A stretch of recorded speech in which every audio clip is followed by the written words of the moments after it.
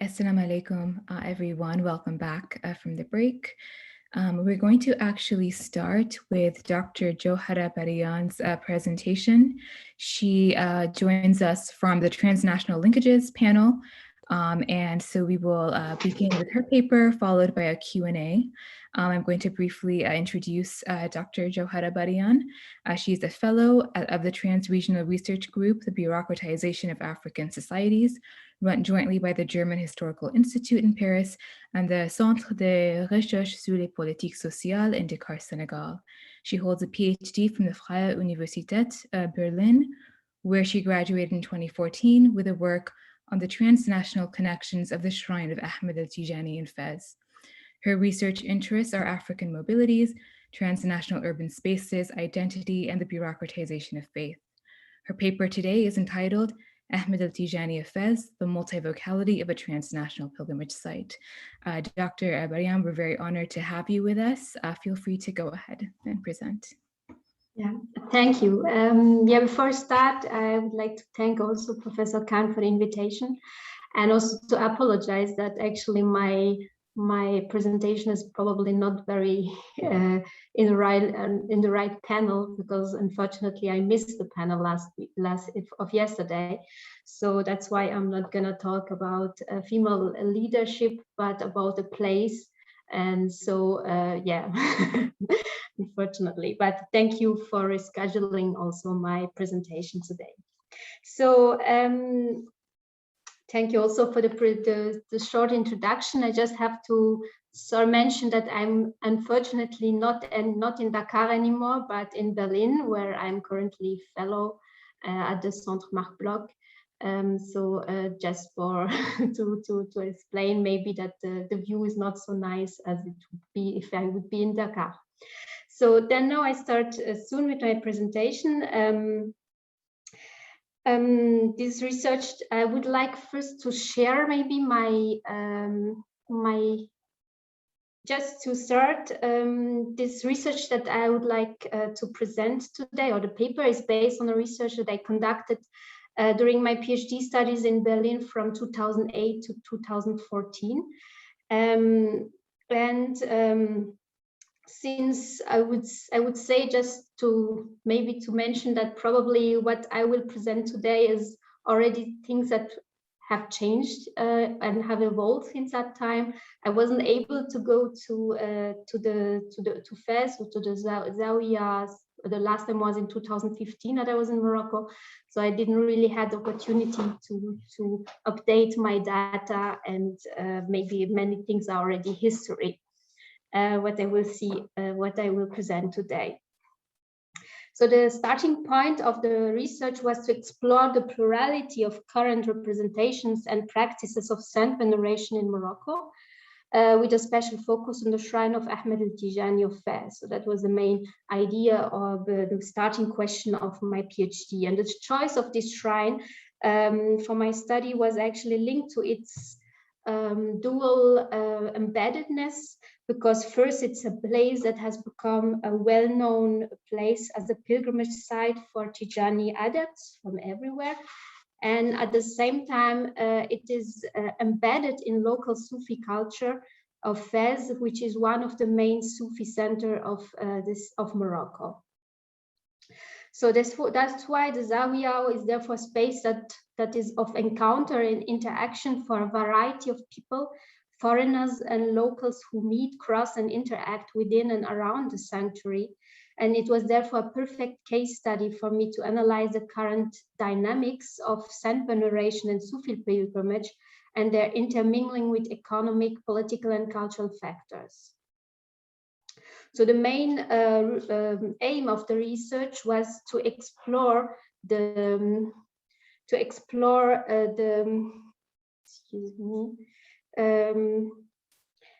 how in a shrine that is both locally embedded in a Moroccan city and transnationally connected, representations of Sufism and sainthood are mirrored, negotiated on our practice today.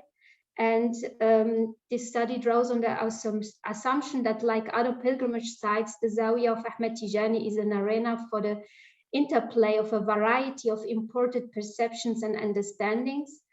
Zawiya is understood here as a multivocal and dynamic place, and it is constructed by the different actors who live, act, or know this place. And these places are understood as a constructed out of articulations of social relations, which are not only internal to that locale, but which link them to elsewhere, to the geographical beyond the world, beyond the place. And in order to grasp this multivocality, I mainly used ethnographic research methods. I spent 9 months in total between February 2009 and July 2011 in Fez, where I was living also close to the shrine and spent most of my time in and around the Zawiya and discussing with people who are engaged or related to the place. This ethnographic research was also coupled with analysis of sources such as Tijani sources that deal with the Zawiya, or colonial sources that describe the West African Tijani pilgrimage to Fez during colonial times. My paper today, I will mainly give some insights of this study, but especially focus on this idea of plurality of representations and practices, often within this shrine, and will first describe how the Tijani pilgrimage has evolved and become transnational.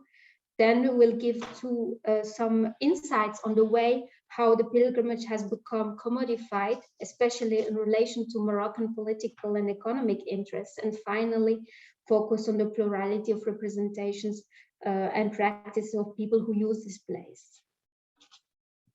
So then the evolution of the West African ziyara to the sanctuary of Ahmed Tijani is related to the long-standing relations between Fez and West African Tijani centers.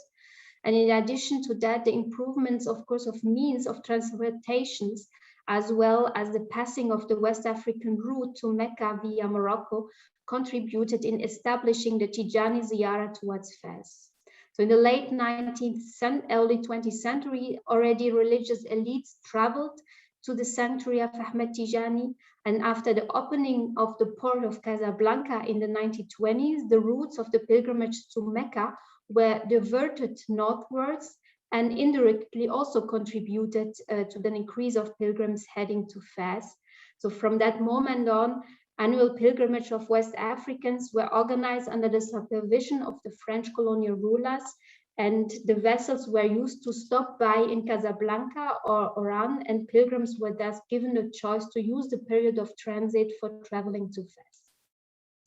In the 60s, the connections between Senegal and Morocco became more frequent, and the number of pilgrims increased considerably. But in the flow stagnated after the 1970s due to the closure of the sea connection between Dakar and Casablanca, and the establishment also of direct flights from Senegal to Jeddah. But besides that, the pilgrimage never stopped completely, and that was also linked to the fact that it was connected to other forms of mobility, in particular trade. So this is especially the case for Senegalese pilgrims, and as it is also the case for numerous Muslim pilgrimages, the connection between religion and trade is very common in the Senegalese ziyara to Fez. And this has been mainly demonstrated by Laurence Marfang, who described the close ties and relationship, interlinkage between the development of informal commerce between Senegal and Morocco and the Tijani pilgrimage to Fez. So from the 1920s on, the traders used vessels as transportation means and transited in Casablanca on their way to Fez. And the main purpose was to obtain merchandise, and on the same case could make the ziyara. This was mainly used also by women in particular, who used the pilgrimage as an alibi to engage in commercial activities due to the religious dimension of the travel to Morocco. But today too, Senegalese pilgrims combine their religious journey with trade activities, It's also a means to finance the ziyarah to Morocco, to bring along Senegalese goods, fruits, and clothing, and sell it during the journey in Morocco in order to finance the trip. And the mobility of pilgrim merchants that initially occurred between Morocco and Senegal is even nowadays also extended towards Europe, since some Senegalese pilgrims who reside in Europe use their journey to Morocco to supply themselves with Moroccan products that they later sell in Europe. I'm also met different transnational couples who actually meet regularly in Fez. The wives return usually to Senegal and their husbands to Europe, and usually they meet to Fez to exchange their goods. But the settlement of West African migrants in Morocco has furthermore influenced the development of social spaces that facilitate the circulation of Tijani pilgrims. And the existence of West African social networks, especially in Morocco, has been facilitating the circulation of West African pilgrims. For instance, Senegalese students in particular play the role of middleman for pilgrims for whom they organize the trip to Fez, guide them to the Tijani shrine, and sometimes even host them. At the same time, the religion and Sufism in particular have become nowadays an important political issue and economic resource for Morocco. And due to the importance of the Tijāniyya community in West African societies and politics, the Moroccan state supported the development of the Tijani pilgrimage journeys and its commodifications. At the same time, Sufism has become an important issue in Morocco's foreign and domestic policies and the kingdom's self-representations abroad, contributing also to the commodification of its Sufi tradition. First, the Zawiya plays an important international political role for Morocco, since it contributes to fostering the relations between Morocco and its African neighbors. So for example, in Morocco's bilateral relations to its African neighbors, the Tijāniyya adepts and the Senegalese Tijani spiritual guides in particular have played a crucial role as informal diplomatic agents who have been lobbying towards strengthening the relations between Morocco and West Africa, and Senegal in particular. That has been mainly described by Babacar in his PhD research. But the strategic importance of the Tijāniyya has been also remarkably visible in Morocco's competitions with Algeria, the country where the founder of the Tijāniyya was born and where the headquarters of the order is nowadays located. So this competition is mainly visible in the fact that both countries organize regularly conferences to promote the national identity or the Moroccan or the Algerian origin of the Tijāniyya, and Moroccan meetings, for example, try to give prominence to the Zawiya of Fez as the Tijāniyya spiritual center and to show its Moroccan origins. And to show how Sufism was an important part of the Moroccan history and culture, and to remind the former king's role in protecting and promoting the Tijāniyya and enhancing it, that in that way Morocco's engagement for its international diffusion.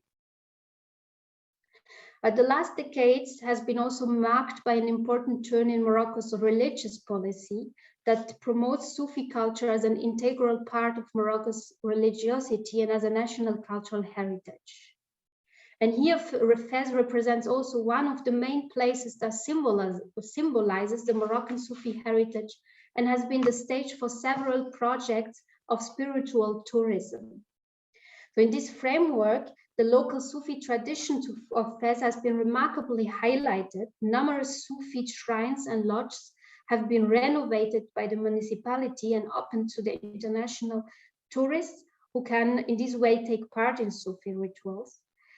2 international festivals are dedicated to Sufi culture and music, and a special accommodation package called Ziyarat Fez, a kind of bed and breakfast package, has been also designed. So was catered to tourists as well as Tijani pilgrims who would like to stay in an ancient house and discover the everyday life and local customs of Fez. And here the polysemy of the word ziyara, that both means visit in general and a religiously motivated visit of a shrine and grave, aims at reinvigorating and commercializing the ancient practice of hosting foreign pilgrims. So in parallel to products targeted to mainly Western tourists, special projects were developed in order to promote Fez as a tourist destination among West African Tijani pilgrims in particular. So they organized cultural weeks in African cities to attract people to Fez. And but the African heritage has been also emphasized during a festival for sacred music of Fez, for example, that was organized in May 2015 under the label Fez in Africa's Mirror. And on the website advertising the festival, the Tijāniyya Sufi shrine located in the city's old town is described as the living proof of the spiritual connections between Fez and sub-Saharan Africa, reflecting in this way the role of the Tijani pilgrimage on the branding of Fez as a spiritual city. So the development of promotion of a package for Tijani pilgrims is another outcome of this commodification of the Tijani pilgrimage. There is a promotional package with affordable prices covering transportation and accommodation available.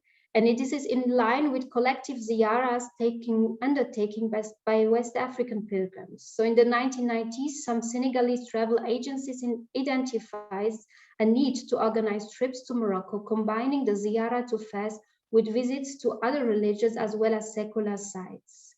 And since the involvement of the city of Fez in promoting the ziyara, this number of agencies proposing this type of trip has increased.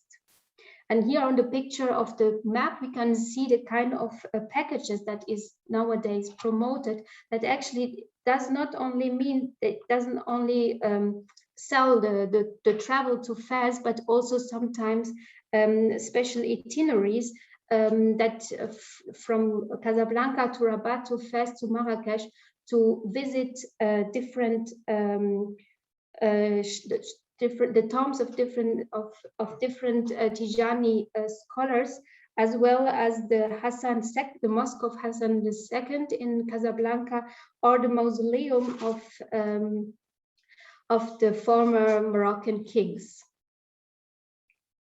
And the fact that the inclusion of the visits of the tombs of the Moroccan kings in this Tijani journey sold to Tijani adepts derives from Morocco's policy towards West Africa, and especially Senegal, in which the religious status of the Moroccan king is instrumentalized in favor of foreign policy interests. But similarly, according to Senegalese Tijani adepts I could interview, the visit to the mosque in Casablanca is also recognition of the religious position of the Moroccan Sharifian dynasty. So the marketization of the Tijani ziyara by Moroccan as well as Senegalese tourism agencies has therefore contributed to a certain extent to establishing a new way of doing the Tijani ziyara in Morocco, based as much on the Tijāniyya teachings as on the national political history of Senegal and Morocco, and has therefore contributed to redefining the Tijani topography of the sacred, in which not only Moroccan Tijani shrines have been integrated, but also other sites that symbolize the religious prominence of Moroccan nation. And it's therefore also made to construct and keep the Tijani pilgrimage as part of Moroccan cultural heritage, although non-Moroccans represent here the major agents involved in it.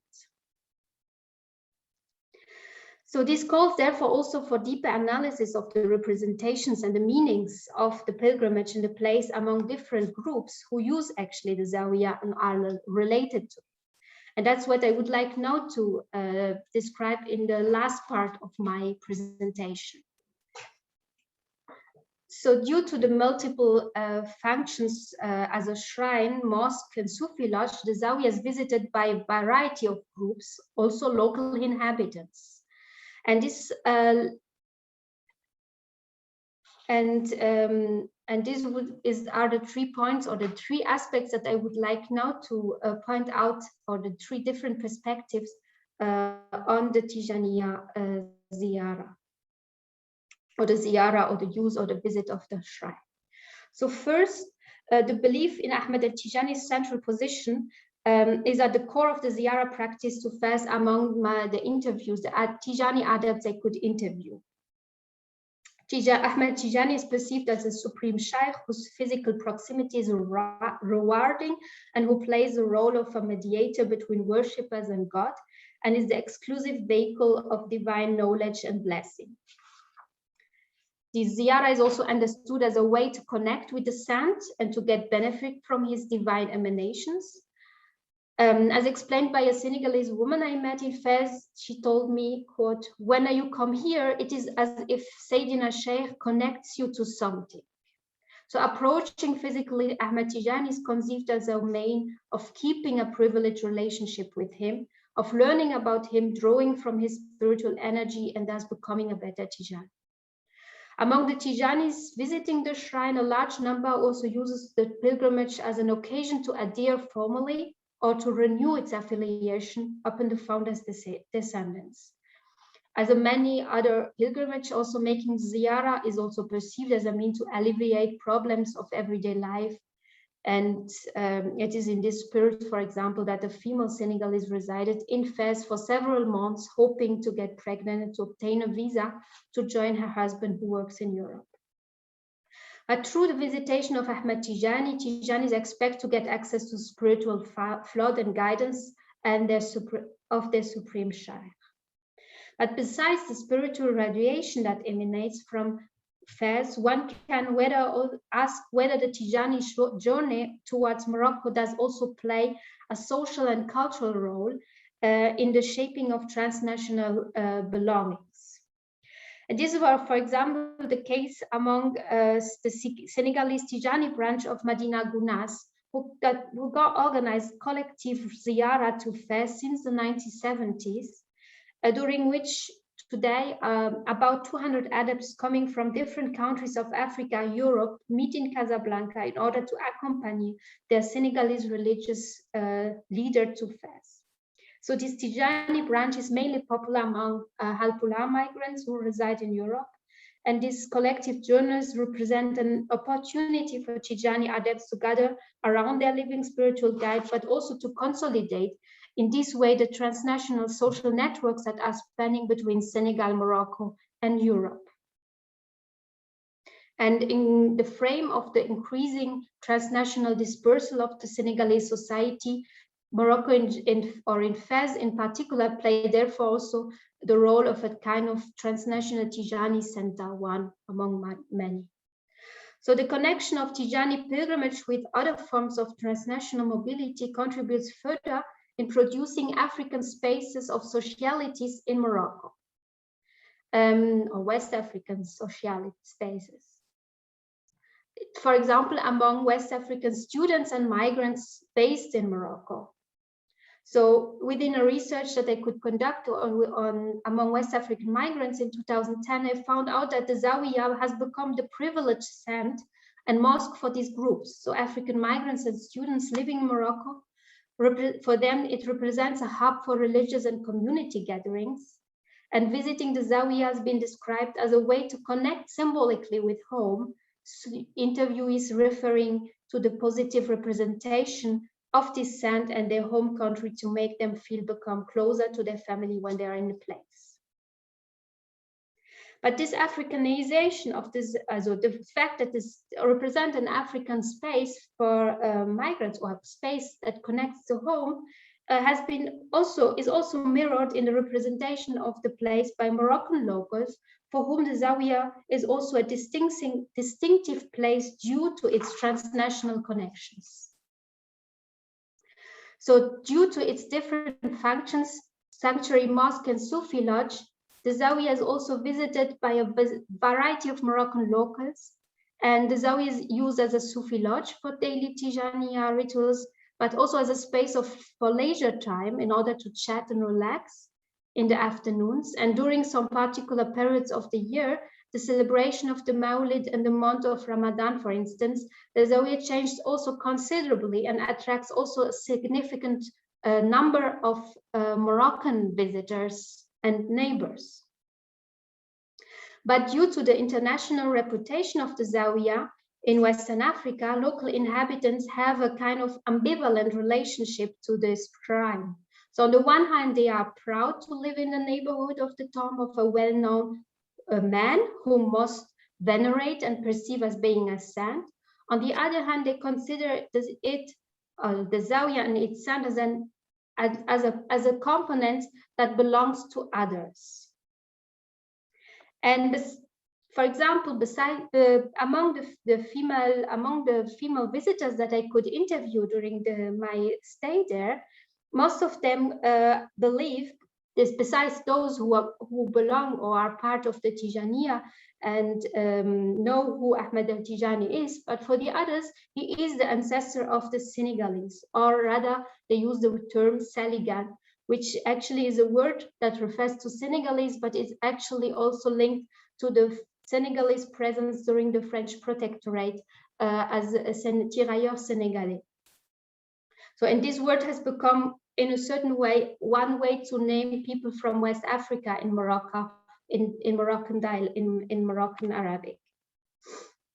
Dr. So, Barry, according to locals, 1 minute? Okay, I need just 1 minute. So according to local beliefs, he was a Senegalese saint who died in Fez. But for me, the fact that Ahmed Tijani is seen by local visitors as a foreigner is not in contradiction with its beatification as a saint by locals, since the image of the holy man who traveled long distance to find a foreign land where he settles and is very popular in Moroccan hagiographies. So it's very common to venerate people who come from afar. So then we can even assume that this transnational radiation of the Zawiya, as well as the economic income that the transnational pilgrimage generated for locals, made the saint become even more particular and beatified by local inhabitants. And therefore, just as to conclude, I would like just to remind that the three ideas that I wanted to share here in this presentation is, on the one hand, that the idea or the question to what extent Ahmed Tijani can be seen as a shared cultural heritage, and because it's on the one hand one center among others of transnational imagined communities of the Tijāniyya. On the other hand, it is also through this African otherness also become part of the local sacred topographies and cultural memories of Fez inhabitants today. Thank you. Thank you so much for that fascinating paper and research. We have time for maybe 1 or 2 questions. While we're waiting, I guess one question that I had is if you could maybe speak a little bit more about the relationship between the Tijani tariqas, Senegalese and West African migrants and diaspora community in Fez, and the local Fez community, and in particular the other Turuq in Fez, if there's any kind of relationship between the other tariqas.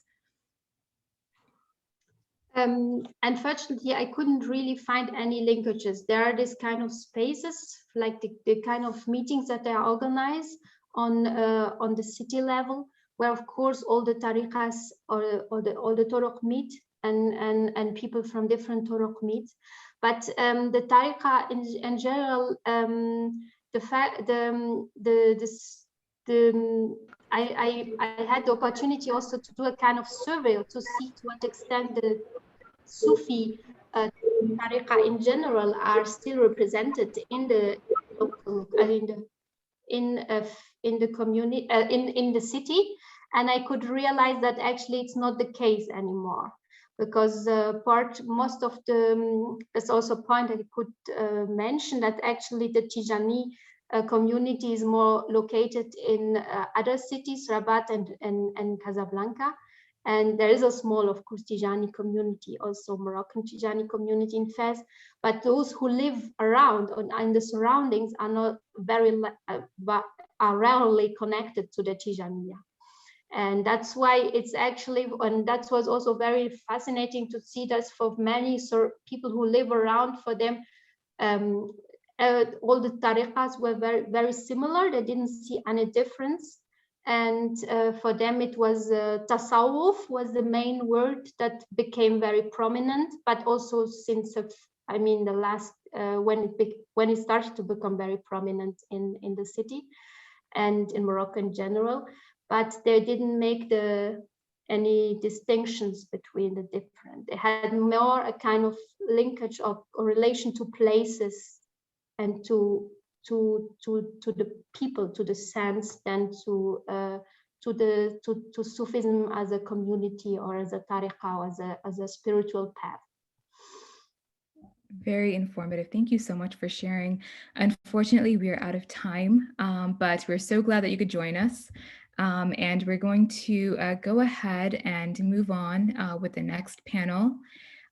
This is our 7th and final panel of the Fayda Tijāniyya conference, entitled New Fayda Tijani Female Leadership. It's my honor to be chairing this distinguished panel of speakers. I will present everyone up front, and then each speaker will have 25 minutes to present their paper, after which we will open the floor for more Q&A. Our first speaker will be Babacar Niang, a son and close collaborator of Shaykha Ruqayya Ibrahim Niass. Ustaz Babacar Niang graduated from the School of Journalism of the University of Al-Azhar in Cairo and currently serves as the Dean of the Institute of Najah for Girls Education in Kaolack, Senegal, and as Director of MediaCom, a media consortium based in Dakar. Prior to assuming this position, he served in several newspapers in Senegal. He is the founder of the media consortium Al-Madina and the vice spokesperson, of the Fayda Tijāniyya movement. Ustaz Babacar Niang is a prolific writer and has published several books and articles in French and Arabic. His more recent publications include Al-Fayda Bayn al-Tahadiyat al-Hadir wal-Afaq al-Mustaqbil, the Fayda between the challenges of the present and horizons of the future, دور الشيخ إبراهيم في ترسيخ العلاقات بين موريتانيا والسنغال, the role of Sheikh Ibrahim in strengthening the relations between Mauritania and Senegal, and العلاقات بين الشيخ إبراهيم والعرش العلوي المغربي, the relations between Sheikh Ibrahim and the Alawi monarchy of Morocco, which is forthcoming.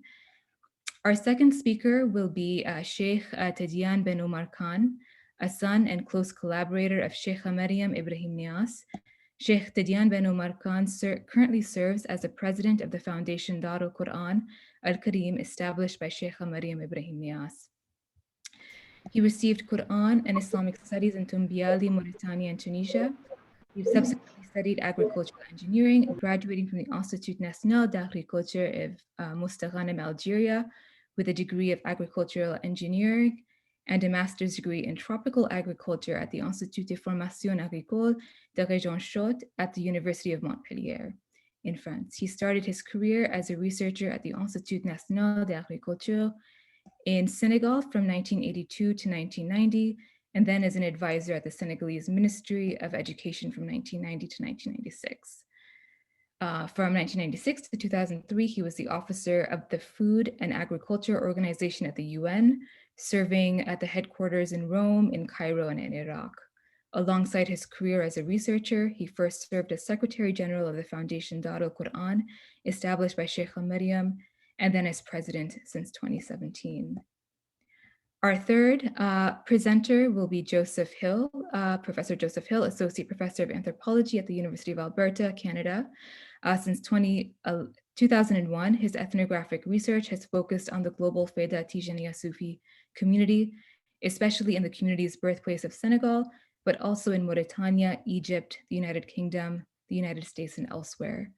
The central question of his research is how, despite the apparently immutable nature of religious beliefs and practices, new performances of religiosity come to be accepted or rejected in changing historical contexts. His book, Wrapping Authority, Women Islamic Leaders in a Sufi Movement in Dakar, Senegal, examines how women, although historically marginalized from formal religious authority, have recently come to act more openly as formally appointed spiritual guides of men and women in Dakar without any discernible controversy. Hale is currently researching how young male rappers of the Fayda Tijāniyya have also come to act as accepted spiritual guides and spokespeople for the Fayda Tijāniyya community in Dakar, London, and elsewhere. Drawing on performance theory, Hill's research explores how changes in accepted religious practice often result less from explicit debate over textual prescriptions than from an aesthetic perception that some performances of religiosity embodies religious values. So with that, we're going to begin with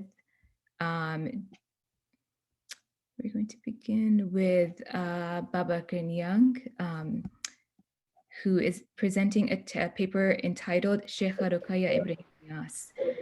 Thank you so much for being here. We're honored to have you. You have 25 minutes to present, and I'll help you keep track of time.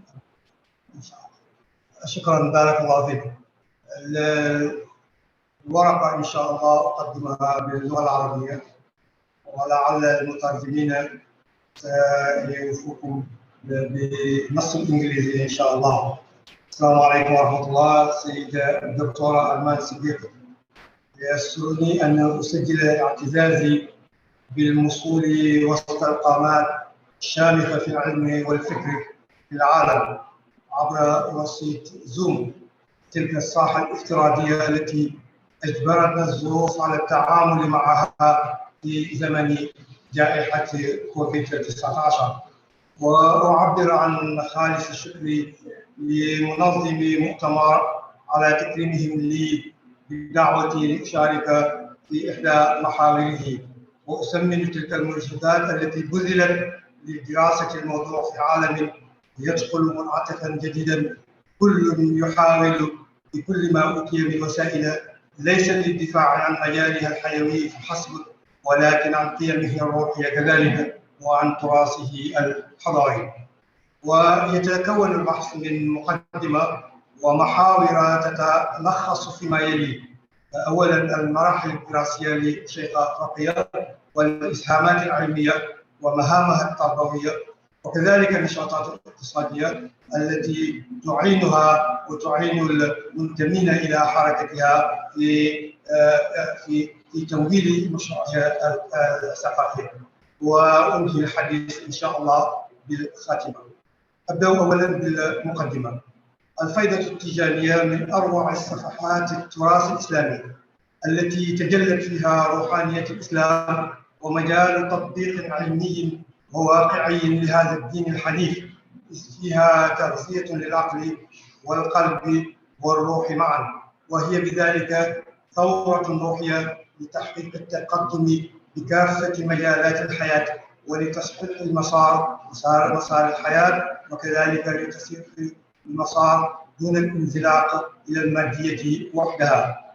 ولذلك الفيضة ما تركت فئة عمرية من البالغين من ذكر أو أنثى أو جنسا من الأجناس بيضا أو سودا وغير ذلك من الأجناس إلا وأخذتها جميعا في الاعتبار. وقد أسهم الشيخ إبراهيم مساهمات جبارة في إيجاد العلاقات بين البشر وتقويتها، لأن مؤسس مدرسة الفيضة وهو الشيخ إبراهيم يقوم على هذه المدرسة التي تقوم على التلاحم الاجتماعي وتشجع على التمسك بالدين وتقبل الأجناس بجميع مللها ونحلها. قد أكد الشيخ إبراهيم رضي الله تعالى عنه في إحدى قصائده قائلا: ليأتني السود ثم البيض قاتبة لنيل كل مرام رغم كل غبي، كمل سروري وأسدل ذيل موهبة ولتكثرا جوامعي كذا كتبي، تغني المساكين والأيتام أجمعهم من فيض راحة هذا العبد عن كسب. أحيي العلوم كذا أحيي المعارف لا ميل للشطح والدعوى ولا الكذب، بظاهر الشرع والنور المبين أربي سالكين بلا شك ولا ريب. لأن المرأة الذي الأساس في المجتمع ويرتكز عليها الأمم في سعيها للتقدم والتطور، وهي بحكم فطرة الأمومة التي تفيض بقيم المحبة والتعايش، وهي التي يقع عليها العبء الأكبر في حماية الأطفال. كان لها حظ وافر من مدرسة الشيخ إبراهيم، وقد سوت هذه المدرسة بين الجنسين في مجال التعليم في محضرته التعليمية ومجالسه القرآنية. يوما كتب في إحدى قصائده قائلا: أبناء إخوتي وأهل المدرسة بنت المدارس أروني القبصة، يا أيها البنات زاحمن إلى نيل العلا أما بأبداني فلا. قام الشيخ إبراهيم بتشجيع الشباب من الجنسين على إحياء حلقات العلم في مدرسته، بعد أن كان الغالب في هذه تلك المجالس حكرا على كبار السن من الرجال فقط دون النساء. قال الشاعر الموريتاني تخليدا لتلك المدرسة الخالدة: هو الفيض لا يخفى على من تبصر، ومن شاء يأته ومن شاء أنكر، وخص به المولى مدينة كولخ فكان لها دون المدائن مظهرا، ومظهر هذا الفيض لا شك أنه تنال به الأيام عزا ومفخرا، فأظهرهم فيه إلى أن قال: فأظهرهم فيه يزاحم أكبرا، وأكبرهم فيه يزاحم أظهرا، هي الفيدة العظمى فلا متقدم يحوم حواليها ولا متأخرا. وشهدت كل العلماء الصالحين بصحة ظهور الفائدة التي بشر بها الشيخ التجاني على يد الشيخ إبراهيم في بداية ثلاثينيات من القرن الفائت في غرب أفريقيا. وفي تلك الفترة أو بعدها بقليل حملها المغتربون الفيضة المغتربون إلى بقية العالم، وسطرت المرأة المسلمة الإفريقية ملحمة في التضحية والوفاء والالتزام في كافة المجالات، وخاصة في مجال العلم والتعليم، لأن العلم يحرر المرأة من ربكة العبودية لغير الله تعالى، أيضا للمشاركة في مسيرة الأمة نحو الأفضل. من هذه السيدات حاج فاطمة الزهراء كبرى بنات الشيخ، وأولاهن تخرجا من هذه المدرسة العريقة، وسيدة خديجة الكبرى، وسيدة أم كلثوم حافظة القرآن، وشيخة مريم خادمة القرآن، وأم الخير والبركات والفتوحات، أم الخيرات والبركات والفتوحات، وغيرها من بنات صلب الشيخ أو بنات روحه. في هذا السياق كتب الدكتور عامر صمد ولا قائلا: ولا يختصر الحاج إبراهيم نياس على أن يعلم أتباعه وأولاده الذكور، بل يعتني بتعليمهن كل فنون من القرآن إلى البيان. من العادة في السنغال أن يعلم الشيوخ بناتهن ما يكفيهن من آي الكتاب ليقمن به صلواتهن، ولكن الذي لا نجده إلا في النادر الذي لا يعول عليه، وهو أن يجعل الشيخ الإسلام بناته كاتبات وشاعرات يعرفن القراءة والكتابة ويحسنها. انتهى الاقتباس من كلمة أو من بحث الدكتور عامر صمد. إذا نجح الشيخ الإسلام في مسعاه بتعليم البنات، لأنه قد مارس ما يعرف بالتمييز الإيجابي في شأنهن discrimination positive، وهو تمييز معروف باتخاذ جملة من الإجراءات تعطي النساء فرصا في المجالات المختلفة للحياة العامة كالتعليم، بهدف إلغاء التمييز السلبي الذي مورس ضدها في السابق، وتحقيق المساواة بينها وبين باقي الفئات المجتمع ضمن إطار شرعي، أكرر ضمن إطار شرعي. ولإعادة حقوق المرأة التي سلبت في الماضي بناء على إيمانه بأن النساء شقائق الرجال كما قال الرسول صلى الله عليه وسلم، وأن فريضة طلب العلم لا تقتصر على الرجال دون النساء. سلك الشيخ إبراهيم نهج الرسول فأنزل المرأة منزلتها، ولذلك نرى من السيدات النابغات في تلك المدرسة شيخة رقية إبراهيم نياس. شيخة رقية إبراهيم نياس من مواليد عام 1931، كاتبة مشاعرة ومفكرة صوفية ومربية قديرة قلدها شيخ الإسلام بلقب الفتاة الحية، تشبيها لها بامرأة معروفة في الأدب العربي قبل الإسلام وبعده. إليكم القصة. يروى في سابق الزمان أنه في إحدى الحروب استطار العدو كتيبة من العدو بفروع الأشجار وحملوها أمامهم، فرأتهم امرأة اسمها عنزة، وهي امرأة من قبيلة جديس، عرفت بقدرتها على رؤية الأشياء من مسافات بعيدة، وكانت تعيش في منطقة اليمامة في الجزيرة العربية.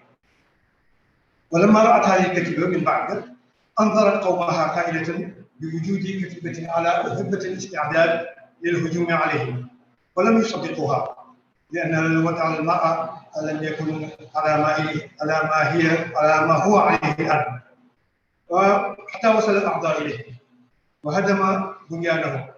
فأصبحت منذ تلك الفترة تلقب هذه الفتاة بفتاة الحي، ويضرب بهذا المثل لقدرتها على استكشاف أشياء خافية على الرجال. ولذلك ورد حتى في أبيات نابغة التجاني قبل الإسلام: واحكم كحكم فتاة الحي إذ نظرت إلى حمام شراع وارد الثمن. ولعل الشيخ إبراهيم شبه شيخة رقية بفتاة الحي لأنها سبقت كثيرا من الرجال في العلم والفكر والرؤية. على ذلك ذهب الشيخ محمد الأمين إبراهيم نياس حين قرر لها لكتابها تنبيه البنت المسلمة في الدين والحياة، فقال: رقية قد حزت رقية قد حزت المكارم والفضلى، وفقت رجال الحي فالنسب الأعلى، نثرت من الأسلوب ضرا منظما كما كنت في المنظوم لا تظهري الكلا. مراحل دراستها إذن درست السيدة رقية إبراهيم نياس القرآن في مدينة الشيخ الإسلام حاج إبراهيم نياس من والدها أمام والدها وبرعاية منه كذلك، وأمام والدتها سيدة أم كلثوم. أما الشيخ إبراهيم فلا أتحدث عنه، فهو لا يحتاج إلى تعريف. أما سيدة أم كلثوم والدة السيدة رقية بنت العلامة أحمد بوكار نيang. شرعت الشيخة رقية في قراءة القرآن حتى ختمتها، ثم واصلت الدراسة في العلوم الشرعية من تجويد وأصول الفقه على يد والدها، واهتمت بتثقيف نفسها من خلال مكتبة والدها التي كانت في فترات الحج مدرسة مصغرة لتعليم بنات جلدتها بإذن منه، كما انتهزتها فرصة للاطلاع على أهم مقتضيات أو أهم مقتنيات تلك المكتبة. وعندما ازداد عدد رواد دروسها في أعداد هائلة من النساء حتى لم تعد شيخة رقية تستطيع تعليمهن كلهن، بدأت تدرب المتفرقات منهن لممارسة التدريس في سابقة من نوعها في سنغال.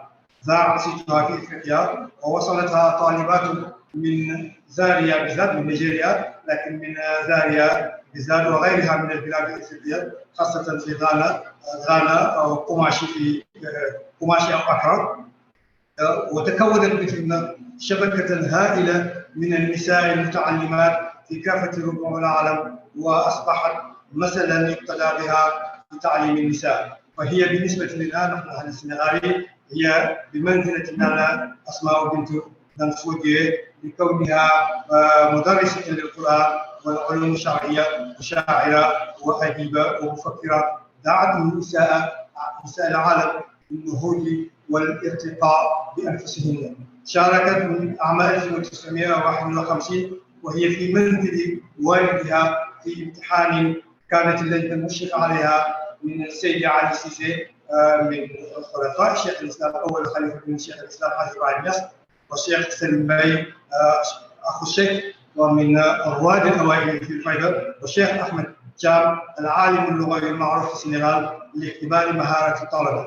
وكانت رقية وقتئذ من المتفوقات، حتى قال الشيخ في حقهم، كتب الشيخ رأيه في حقهم، وكتب عدم جواز أي تفرقة في مجال التعليم بين الولد والبنت. قال يومئذ قد بان جهرا أنه لم يقتنى كالعلم نعم المقتفى والمقتنى، فلتشكر الله دواما واحمده فإن خير القول إني أحمد. إلى أن قال والبنت كالابن، والبنت كالابن، هذا هو المراد في هذا القصيدة. والبنت كالابن فكوني محرمة كلم تكوني لتهرمي مظلمة، والكل يحمد ليمسى عالما كالمصطفى والمرتقى المكارم. عام 1958 سلم لها الشيخ إبراهيم إجازة في الفقه والفلسفة، وإليكم نصف الإجازة. إن شاء الله سأرسل كل هذه الوسائل إلى اللجنة المنظمة ليمكن توزيعها على المشاركين. قال الشيخ إبراهيم: يشهد شيخ الإسلام ومفتي ديار السنغال ورئيس المجلس الأعلى لمعهد الدراسات الإسلامية أن السيدة رقية إبراهيم نياس من مواليد عام 1931 بمدينة كورة قد نجحت في امتحان العالمية الذي أجري بالتاريخ 22 سبتمبر عام 1958 بمدينة كورة سنغال مع الإجازة في الفقه والفلسفة، وسلمت لها هذه الشهادة للإدلاء بها عند الاعتداء كورة أول أكتوبر عام 1958 إمضاء إبراهيم نياس. كانت إذن شيخة رقية في الدراسة العليا جنب سادة علماء من الرجال حتى حصلت على تلك الشهادة التقديرية من والدها، ولها شهادة أيضا أو الإجازة في رواية الحديث عاشوراء وإجازة الإطلاق، ليس إجازة مقيدة. إذن إجازة الإطلاق بالطريقة التجانية وغيرها من الإجازات. لها رقية إبراهيم مؤسسة تربوية تتألف من مدرسة لتحفيظ القرآن ومدرسة ذات تعليم مزدوج بالعربية، وأعتقد أن الدكتور جوزيف هيل قد زار قبل ذلك هذه المدرسة، وأعتقد بأنه يشاركنا إن شاء الله في هذه الندوة. إذا المدرسة ذات تعليم مزدوج بالعربية والفرنسية تحت مسمى مركز النجاح سيدة عائشة جعفر. تسهم هذه المجاهدة من خلال هذه المؤسسة التي تسدي تعليما عربيا وفرنسيا طبقا نصوص القوانين واللوائح ووزارة التربية والتعليم السنغالية. أنشأت مركزا لتعليم البنين والبنات، وقد وضعت حجر أساس توسعته عام 1991، وهو مجمع علمي أو مركز علمي لخدمة الجيل بأكمله وخاصة الفتيات، لأن نسبة الفتيات في المؤسسة تساوي نسبة الرجال كما سترون إن شاء الله لاحقا. لأن الشيء بالشيء يذكر، دعوني أذكر حديثا لكوفي عنان قال يوما، وهو الأمين العام كما تعرفون أكثر مني، الأمين العام للأمم المتحدة، الأمين السابق، الأمين العام الأسبق للأمم المتحدة، قال: إذا أردنا أن ننجح في جهودنا لبناء عالم أكثر صحة وسلما وإنصافا، فيجب أن نتساوى أو تتساوى في الفصول الدراسية في العالم عدد الذكور والإناث. وقد سعد رقية إبراهيم جاهدة ليكون معدل الالتحاق الإجمالي لسكان كورة الذي تتراوح أعمارهم بين 6 إلى 11 سنة عاما في مرحلة الابتدائية حسب الإجراءات حسب إحصاءات عام 2014. سيداتي سادتي، مجموع حوالي 71% من الطلبة في كورة، 71% من الطلبة 71 رجال و86 منهم النساء. تجدون إذن في المرحلة الابتدائية أن الكفة تساوى بين عدد الرجال والنساء في المراحل الابتدائية وكذلك في الإعدادية، بينما تتخلص بعض الشيء عندما ينظرون إلى المرحلة الجامعية لأسباب سنأتي إليها إن شاء الله. وعلى كل أريد أن أقول هنا أن أعمال السيدة رقية بدأت تعطي أكلها إذ تم تسجيل أسماء الطلبة في مؤسستها التعليمية لسنة 2020 إلى 2021، أي هذه السنة 117 طفل في سن الحداثة، 55 منهم ذكور و62 منهم البنات. تجدون أن في مركز النجاح الإسلامي عدد البنات أكثر من عدد الذكور. في المرحلة الابتدائية سجلنا 160 تلميذا، 65 منهم من الذكور و95 البنات. تجدون أيضا تفوق عدد النساء في المرحلة الابتدائية. لكن التحديات التي تواجه الشيخة رقية الآن هي تراجع عدد الفتيات في المدارس العليا وفي الجامعات، وقلة تواجدهن في الجامعات لأسباب اقتصادية وثقافية أو مجتمعية.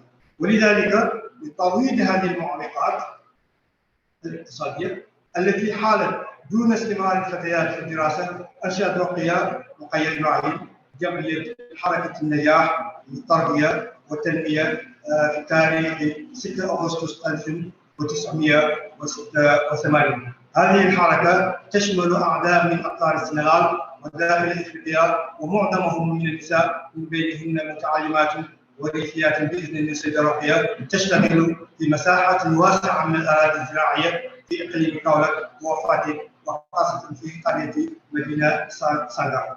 ويشتغل النساء المنتميات إلى تلك الجمعية في زراعة وصيد الأسماك وتربية المواشي والدواجن لتفعيل حقوق المرأة ودورها القيادي من أجل مجتمع متساو في عالم يسود فيها جائحة كوفيد 19.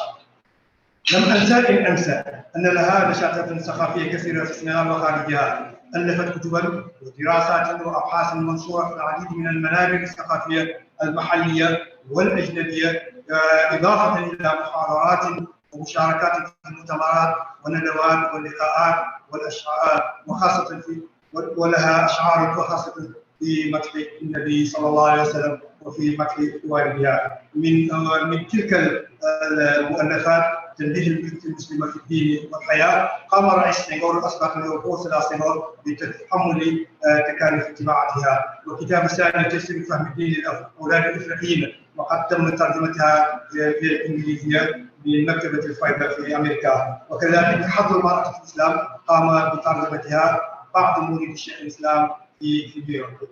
النص الإنجليزي موجود على كل حال. وقد وضعها والدها في درجة الكبار من الرجال العلماء وأذن لها في الأسفار. قال يوما عندما كتب رسالة إلى أحد مقدميه وهو محمد ناجي في موريتانيا، قال إن الرقية مقدمة وعلامة، أذنت لها إذن في السفر إلى كافة أنحاء العالم لنشر العلم والعلوم. قال في تلك الرسالة: إنما أنهى عن السفر الجهل وأهل الأغراض، أما أنت فمأذونة وتنزل البركة حيث نزلتم. هذه هي رسالة بخط يد الشيخ إن شاء الله سأرسلها أيضا إلى لجنة المنظمة.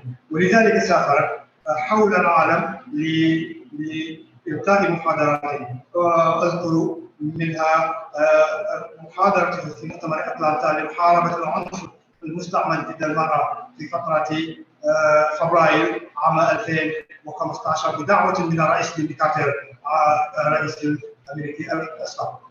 شارك مع أكثر من 100 ممثل وممثلة من المربين والمسؤولين وشخصيات بارزة لجمعيات ومنظمات حقوق الإنسان. قدمت ورقة في أعمال المؤتمر وأكدت شيخة رقية ضرورة العمل لمنع استمرار الإفلات من العقاب بمرتكب الجرائم ضد النساء وزيادة وتيرة العنف والاغتصاب الذي أصبح يستخدم كأداة حرب في نزاعات المصالحة. وفي نفس السياق ركزت على أهمية تعليم البنات، ثم دعت في كلمتها ملايين الأحباب والمريدين لوالدها شيخ الإسلام حاج إبراهيم نياس في جميع أطياف المجتمع في مواجهة الأفكار الهدامة التي تدعو إلى التطرف، وكذلك دعت إلى ضرورة التعاون من أجل تحرير المختطفات في أيدي بوكو حرام في نيجيريا.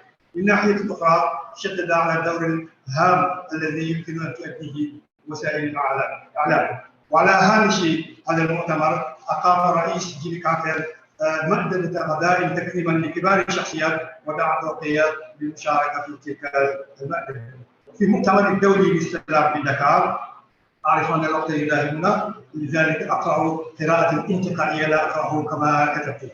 في المؤتمر الدولي للسلام بدكار عام 2015 كانت رقية رئيسة جلسة حول المرأة كمدرسة الإسلام، تماما كما كانت جلستنا هذه تحت رئاسة الدكتورة أرمان صديقي جزاها الله كل خير. وفي الختام لا بد من الحديث إلا أن أنبه بأن الشيخة رقية تلاقت في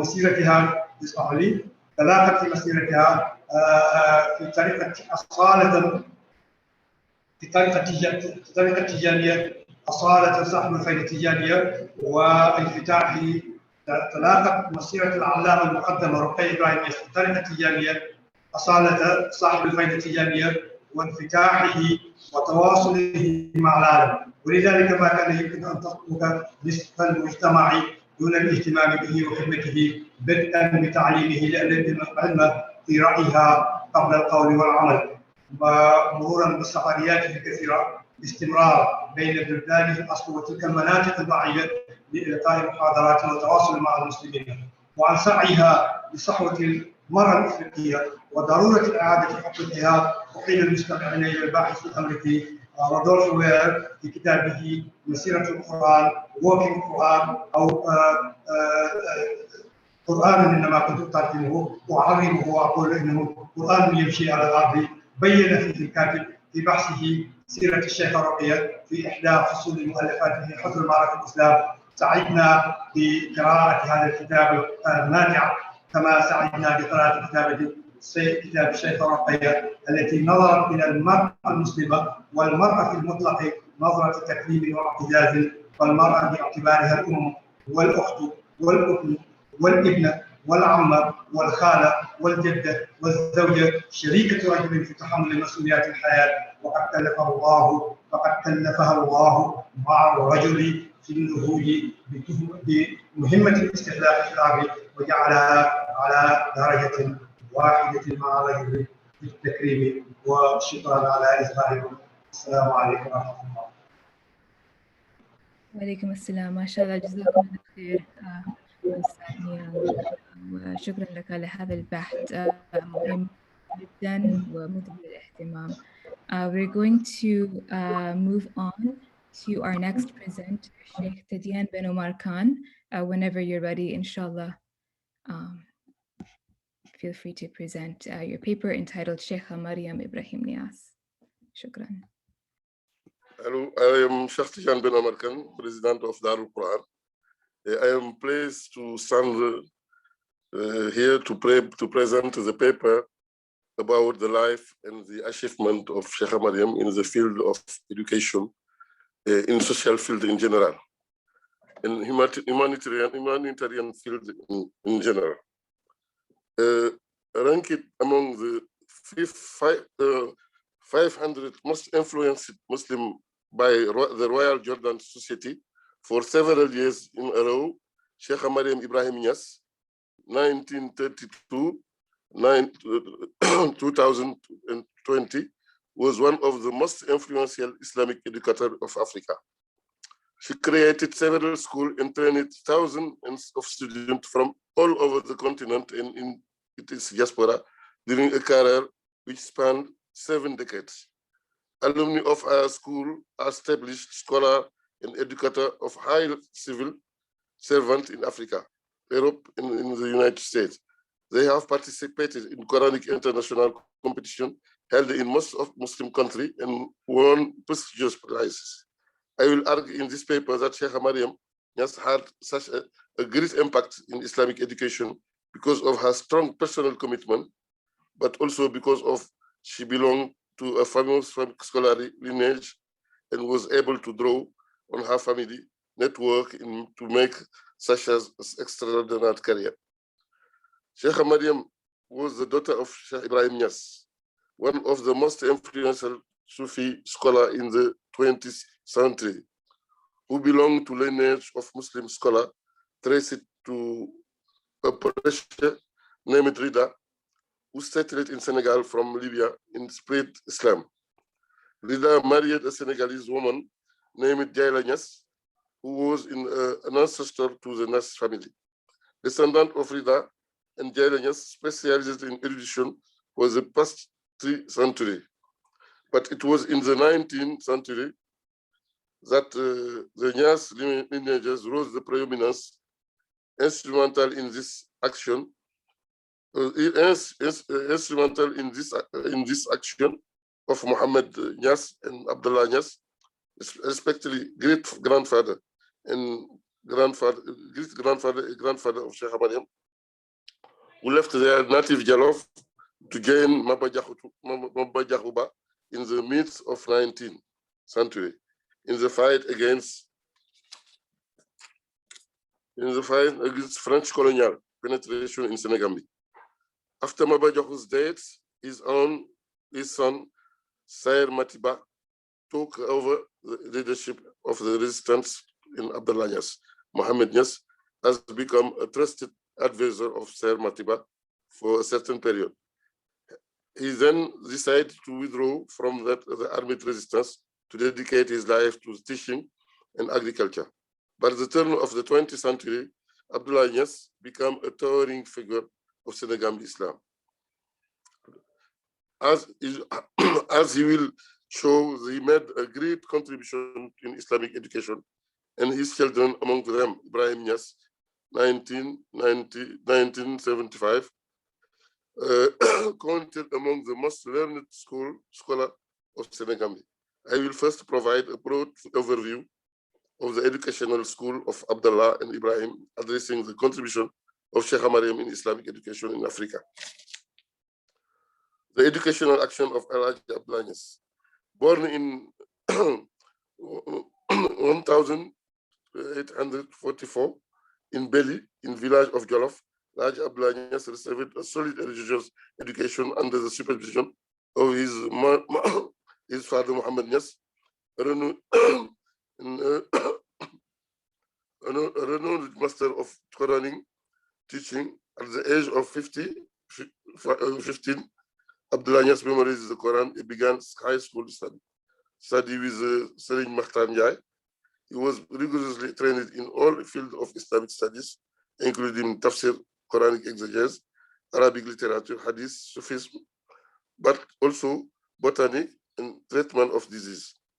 In 1867, Elijah Abdallah Niass and his father Muhammad left the Jolof for the Saloum to mourn Baba Diakhou.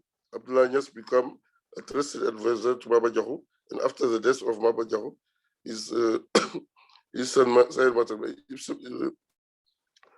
he subsequently founded the village of Taïba Niassène and established a school and devoted himself into teaching and agriculture. It was a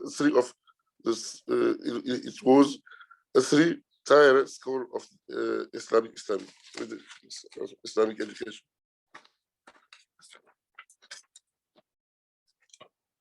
At the lowest level, people learn how to write in the Arabic script and the memorization of the Quran. They were also inculcated with virtues of the good Muslim through sincerity, simplicity, humility, courage, patience, deference to the other, decency, a sense of discipline and measure. His spirit, the spirit of justice and fairness and striving in the cause of Allah. Typically, people graduate from this cycle in 6 to 7 years, but reciting the Quran, the entire Quran, from and transcribing the entire Quran text without mistake. At the next level of education, enrolled students who already had memorized the Quran study Islamic jurisprudence, with particular emphasis on prayer, zakat, fasting, pilgrimage, and jihad. Upon graduating, most students will establish their own Quranic school. Therefore, the school of Abdullah trained generation of Muslims through Senegambia. The third level of the education system was open to an elite of the most brilliant student. It trained accomplished scholar, admitted student to receive it through a thorough training of jurisprudence, Arabic exegesis of Quran, grammar, logic, rhetoric, theology, literature, history of the Prophet, science of hadith, and metric. In addition to these subjects, students were introduced in the exegesis of the Quran. The student critical thinking skill, rigor, and tests for research were cultivated. They were introduced to the Islamic mysticism. So technique of spiritual cultivation, including daily reading of the Quran, performing not just obligatory prayer, but also supererogatory prayer, spiritual meditation of the Quran and the Hadith, invocation of the beautiful name of Allah.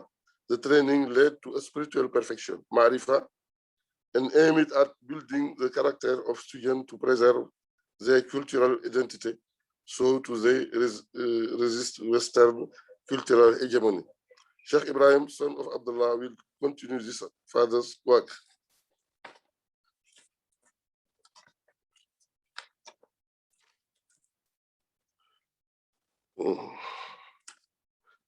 Born in 1919,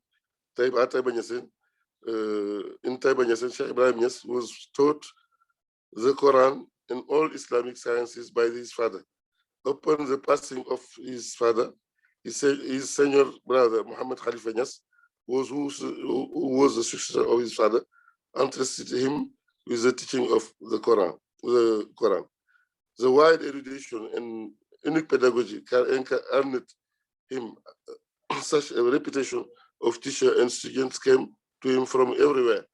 Soon the family was directed by the family house, directed by his father, had become too narrow for all this discipline, who came from the four corners of Senegal, Mauritania, Nigeria, and Ghana. He was thus led to move to outskirts of Kaolack and establish a city named Medina Bay. It was there that he developed a major school in Islamic studies.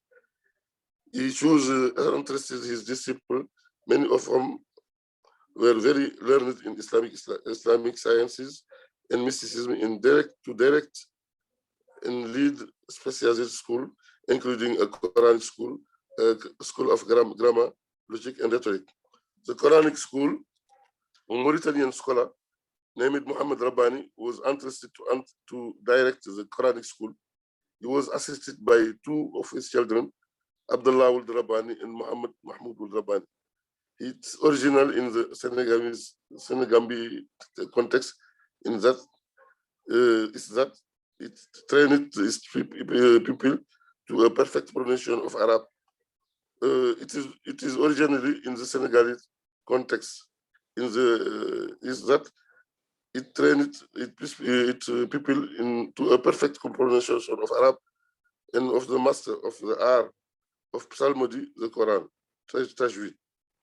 Typically, people are enrolled of the age of 5 years and memorize the Quran at 11 and 14 years old, pronouncing perfectly the Arabic. The School of Grammar, Logic, and Rhetoric. The school was directed by Amadou Cham, and graduated from the Quran school, and a brilliant and renowned master of Arabic grammar, Amadou Cham, gave a quality education that put his student later in a position to compete with the most brilliant among the graduates of Arab University. The School of Jurisprudence and Sharia. This school has two branches, one directed by Serigne Abdul Ali Cissé, first Imam of the Mosque of Medina Bay, and the other by Al-Hajj Abdullah Niass, eldest son of Sheikh Ibrahim Niass. The teaching was essentially centered on a true knowledge of Sharia, included acts of worship, ibadat, such as purification, prayer, fasting, performing pilgrimage, but also muamalat, which over commercial transaction, family laws, marriage, divorce, children custody, criminal law governing the administration of the state, or the conduct of war. The lesson of Sheikh Ibrahim Niass. At the top of the pyramid was Sheikh Ibrahim Niass, who gave a sort of graduated education in studies to students who already had a perfect mastery of the Quran, Islamic science, and Arabic. The teaching of Sheikh Ibrahim Niass included fiqh, exegesis of the Quran, Arabic literature, logic and rhetoric, and the mysticism. At the end of the second cycle, and from 1959, the best student had the possibility to acquire a diploma in Arab university. The evolution of the educational action of Shaykh Ibrahim. From the 1960s, the school of Shaykh Ibrahim Niass expanded considerably to include 3 new initiatives. Graduated from the traditional school were sent to Arabic country to pursue higher education. Bilingual French Arabic school was opened in Dakar, and a modern degree granting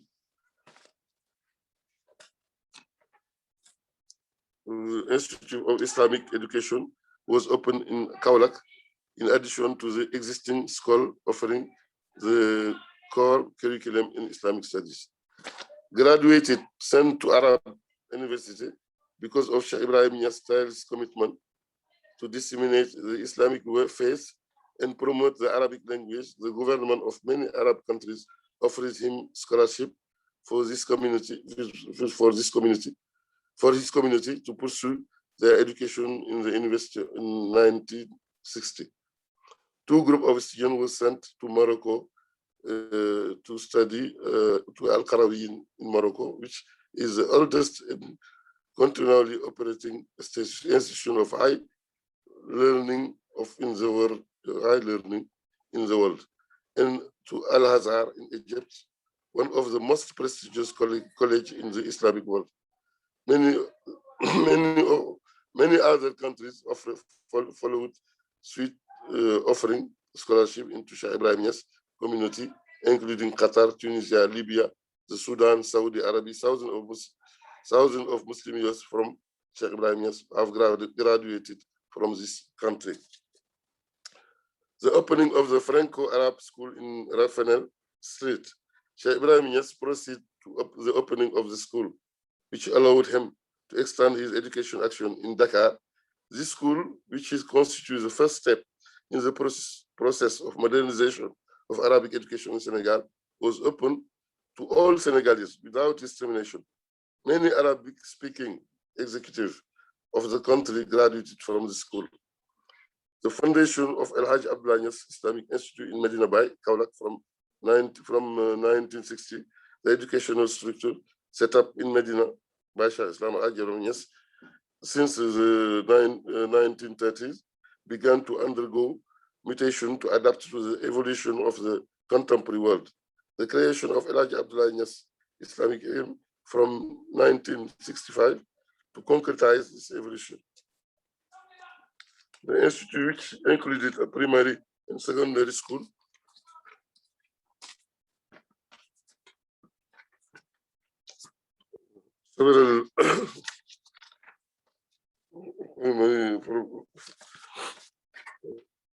for several decades, is new in the process of establishing college education.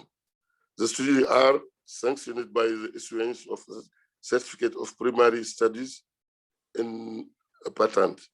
The obtaining of this diploma, recognized by the Arab University, give a selected number of students the possibility to continue their study in the Arabic country. In 1970, the first convoy of Egyptian teachers began to arrive at the institute, following an agreement between Shah Islam and the Egyptian government. Since then, the contracts of these teachers are regularly renewed, and the teaching they provide is marked by the seal of quality and modernity. Currently, the Al-Hajj Abdullah Niass Institute has 3,200 students. However, the different specialized schools that Shaykh Ibrahim Niass created have not disappeared. They provide additional education for the students and offer those who could not complete the normal cycle the possibility of training.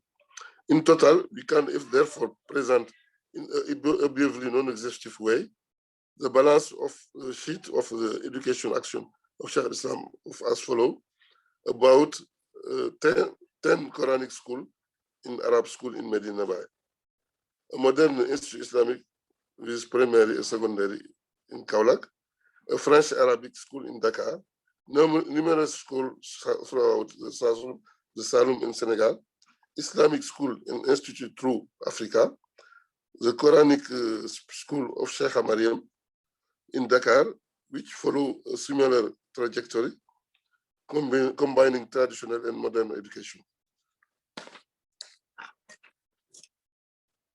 Shaykha Mariam Niasse received her Islamic education in Medina Bay, memorizing the Quran at the age of 15 years in 1947. She subsequently studied the traditional core curriculum in Islamic studies, notably Islamic exegesis, Arabic grammar, to become a full alima. Initiated to the Tariqa Tijāniyya by her own father, she was also granted to ila ijaza al-mutlaqa. Very early on, Shaykha Mariam Niasse distinguished herself by her dynamism and the strong attachment to the Holy Quran. She spent most of the time reading and meditating on the Holy Quran book. Already at the age of 16, she started teaching the Quranic before she was even married. in 1949, she married Al-Najah. She is married to Al-Najah Omar Kane, the senior deputy of his father, based in Dakar. In 1952, she relocated to Dakar, where she lived until the passing of in December 2020. Upon relocating in Dakar in 1952, she started her teaching career, which spanned 7 decades. When she settled in Dakar, there were very few Quranic schools and even few women teachers of the Quran in the capital of Senegal. Given these dearths of Quranic school, she discovered that there was a real need to offer quality Quranic education. Alongside her domestic tasks, such as raising kids, cleaning, and cooking, she started to teach the Quran in her room, mostly to children in her house of neighbors. Most of them were attending public school in French. Her school started to attract more and more people from all the over capital. From the 1960, foreign school students from Nigeria, Ghana, Togo, Mali, Mauritania were joining her school. Gradually, and without Fayda Mariam having sought it, silent and discreet education, action of education in Quran began to be discovered by public opinion. Her effort to constantly bring pedagogical innovation is certainly not foreign to this success. Indeed, during the numerous trips and Shaykha Mariam had to make with her father in most of the Arabic countries during 1960 and 1970, she had discovered a lot of experience in the field of Quranic teaching, from which she drew useful inspiration.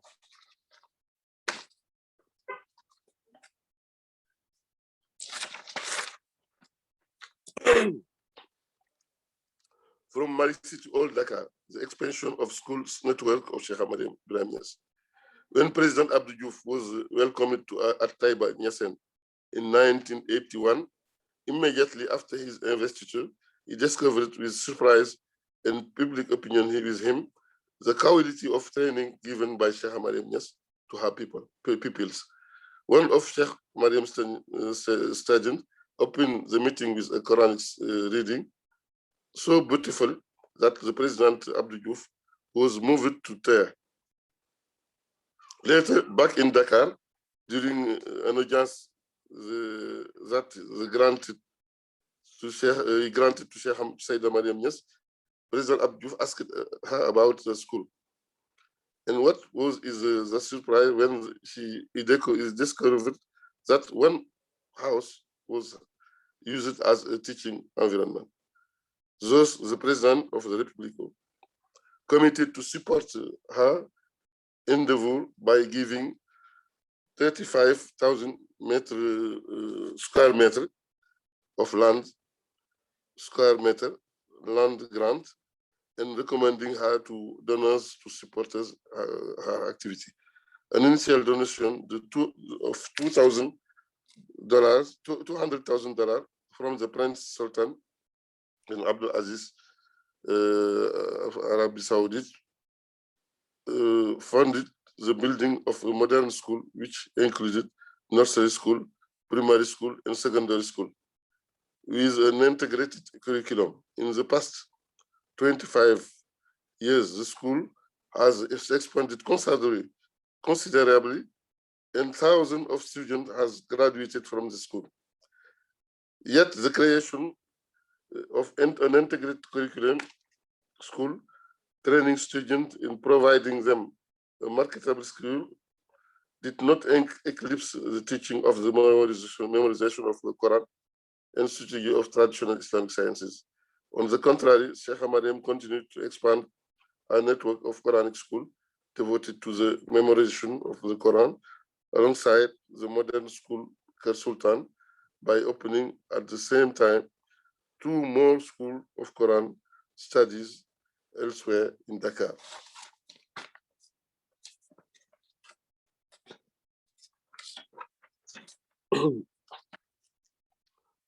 The School of Memorization of Quran in Mermoz in Sacré-Cœur. In 1989, the Algerian government purchased a big building for Shaykha Mariam in the neighborhood of Mermoz in Dakar. She relocated there and established a second school for memorizing of Quran. The following year, Shaykha Mariam purchased another building in Sacré-Cœur in Dakar, capable of hosting 200 students. While running directly the Quranic school in Mermoz, she appointed 2 graduates of her school to supervise School Maliksi and School of Sacré-Cœur. The 3 Quranic schools of Maliksi, Sacré-Cœur, and Mermoz have been operating without interruption in the last 3 decades. The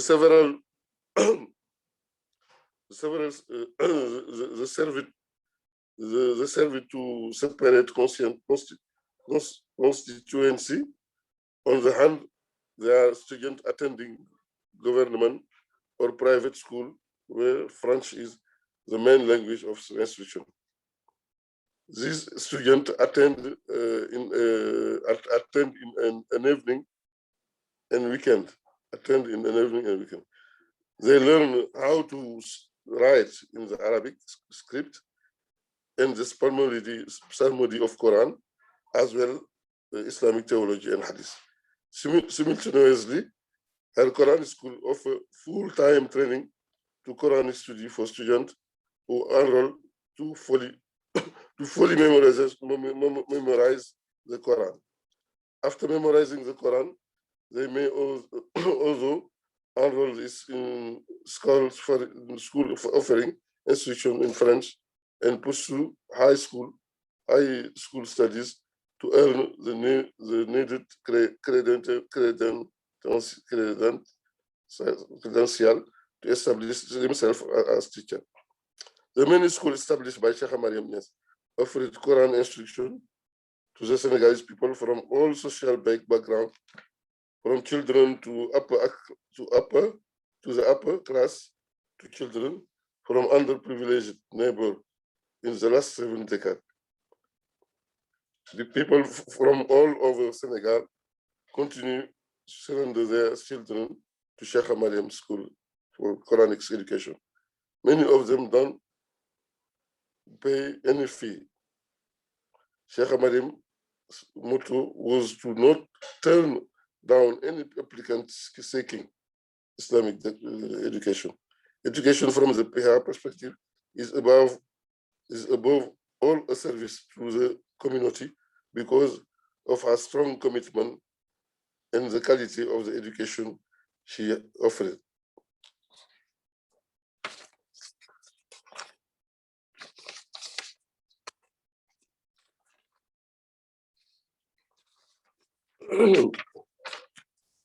She received support from all over the world, including rich people like Prince Sultan of Abdul Aziz and Prince Naif of Ibn Abdul Aziz, who each contributed to $200,000 US. Muslim organizations such as World Islamic League and the World Assembly to the Muslim Youth government, the government of Mauritania, and University of Al-Azhar have been sending more than 20 teachers to her school, fully paid by their sending countries. In addition, many graduates from her school who have successful career and other benefactor and philanthropic foundation have been supporting Shaykha Mariam's. Conclusion: it is well known that West Africa has a long history of Islamic traditions spanning a period of several centuries. In Senegal, numerous Muslim lineages have made a major contribution to Islamic scholarship and education. The Niasse scholarly lineage, no Dobi count among them.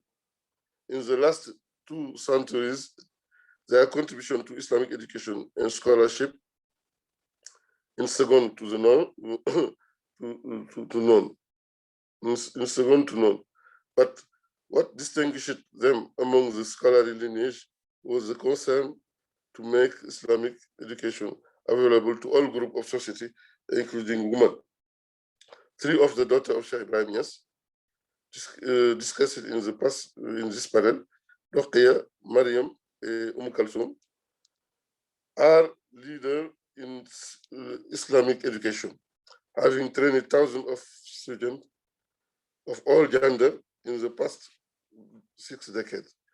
While they are quite prominent, they are not only educated female teacher in their family, although the daughter of Sheikh Ibrahim Niass, without exception, have received a sound Islamic education and established school. They have also been involved in creating opportunity for female entrepreneurship and therefore are major development partner in West Africa. Thank you. Thank you so much, Sheikh. Jazakallah Khair. We will now move on to our last but not least, Dr. Joseph Hill, who will present a paper entitled From Hidden to Resplendently Wrapped Treasures, Tijani Women's Changing Spiritual Authority. The floor is yours, Professor. Thank you. Alhamdulillah. Assalamu alaikum wa rahmatullahi ta'ala wa barakatuhu. Just a second, I'm just reorienting things on my screen. First, I want to thank everyone, all the participants of this conference, and I especially want to thank Professor Ousmane Kane for inviting me, all the organizers and the panelists and the chairs and the sponsors of the conference and all the participants. I'm looking at all the participants here and I see, you know, it's been inconvenient for all of us, this COVID thing that's made us cancel conferences in many ways, but it's also very convenient to see so many of you who I know would not have made it if this had been actually on Harvard campus. So I'm seeing all kinds of people that I know from London, from Senegal, around the United States and Canada and Europe and so on. So alhamdulillah, this is a very blessed gathering, and I'm very happy to see so many people whose names I recognize here and people who I probably don't know and should know. I'm especially honored to be on a panel with these 2 amazing personalities, Sheikh Babacar Niang and Sheikh bin Omar Kane, who have done just outstanding work for Islam, for the Fayda, for humanity. and who are the sons of the very women who I will be talking about in this paper. So I thank them for their contributions, and I feel a little bit outranked and outclassed by my participants on this panel, but I'll do my best. So this paper looks at women in the Fayda Tijāniyya history, especially in the role as muqaddamas, or women who are appointed to represent the tariqah and are authorized to act as spiritual guides to initiate people and to guide them in the tariqah. And I addressed the question of how and to what extent Fayda women's leadership roles today have both changed and are continuous with previous roles, both within the Fayda and in broader Tijāniyya and Sufi tradition. And my focus is primarily on Senegal, and I'm going to make some comparative references to Nigeria, Morocco, and other places, but most of my research over the past 2 decades has been in Senegal on the Fayda. And especially I've interviewed and known women leaders in the Fayda for 20 years. I started studying the question of women's leadership more specifically in 2009, and then I published a book in 2018, as Arman mentioned, called Wrapping Authority, women Islamic leaders in a Sufi movement in Dakar, Senegal. And today's presentation builds on what I presented in the book. So I'm actually trying not to replicate too much the book, because I'm kind of assuming that it's out there already. People can take a look at it if they want. So I'll be using some of the insights that I had in that book, but I'm going to be combining it with things that I'm working on in my next book, because that book I only had room to talk about women in Dakar, and a specific group of women that I called the new muqaddamas. So a new phenomenon of women who are leading men and women, leading communities of disciples very openly, whose primary job it is to give young people tarbiyah and to act as spiritual guides for them. And I didn't actually in that book talk about the two most prominent women in the Fayda during the time I was doing my research. Unfortunately, one of them has passed away in the past few months, Shaykha Mariam, leaving a giant hole in education and leadership in Senegal that can never be filled. But I didn't actually have room to talk about them in my book, because I was more focused as an anthropologist on this contemporary phenomenon, and I reserved them for my second book. So inshallah, they'll be part of my second book. But one of the things I want to start out with is that since the time that I started doing this research, there has been a huge amount of, the reason why I chose this topic was because I didn't see anybody talking about it. I didn't see anyone talking about women leaders in Senegal. And I thought, hey, I've discovered something, because I discovered, no other researchers really talk about it. It kind of surprised me. But since I started doing this research, a lot of people have started talking about women in the Tijāniyya, but also in other turuq, and their participation as leaders. And it used to be up until the 1990s, scholars were saying, a number of scholars said something to the extent of, something to the effect of, women have no roles within the Senegalese Sufi turuq. They're completely excluded. All of the turuq exclude them and don't allow them any formal roles for participation. They might participate informally, but not very much. There were scholars saying things like that. And so I was quite surprised when I got to Medina Bay in 2001, that one of the first people that I was introduced to was a female spiritual guide. And I since found out that this has been going on for a long time in the Tijāniyya, but especially in the Fayda Tijāniyya. So, but one of the things that hasn't been really addressed, so we know, we're all interested in saying, hey, women are powerful, women can do things. They're not as marginalized and silent as we often think. But a lot of the scholarship that exists out there now still leaves open the question, to what extent are these women actually playing roles that are typically played by men? To what extent is their authority challenged, limited by gender norms? To what extent can they actually be admitted into the status of so-called honorary men? Are there roles that women cannot play, or that they have a harder time playing?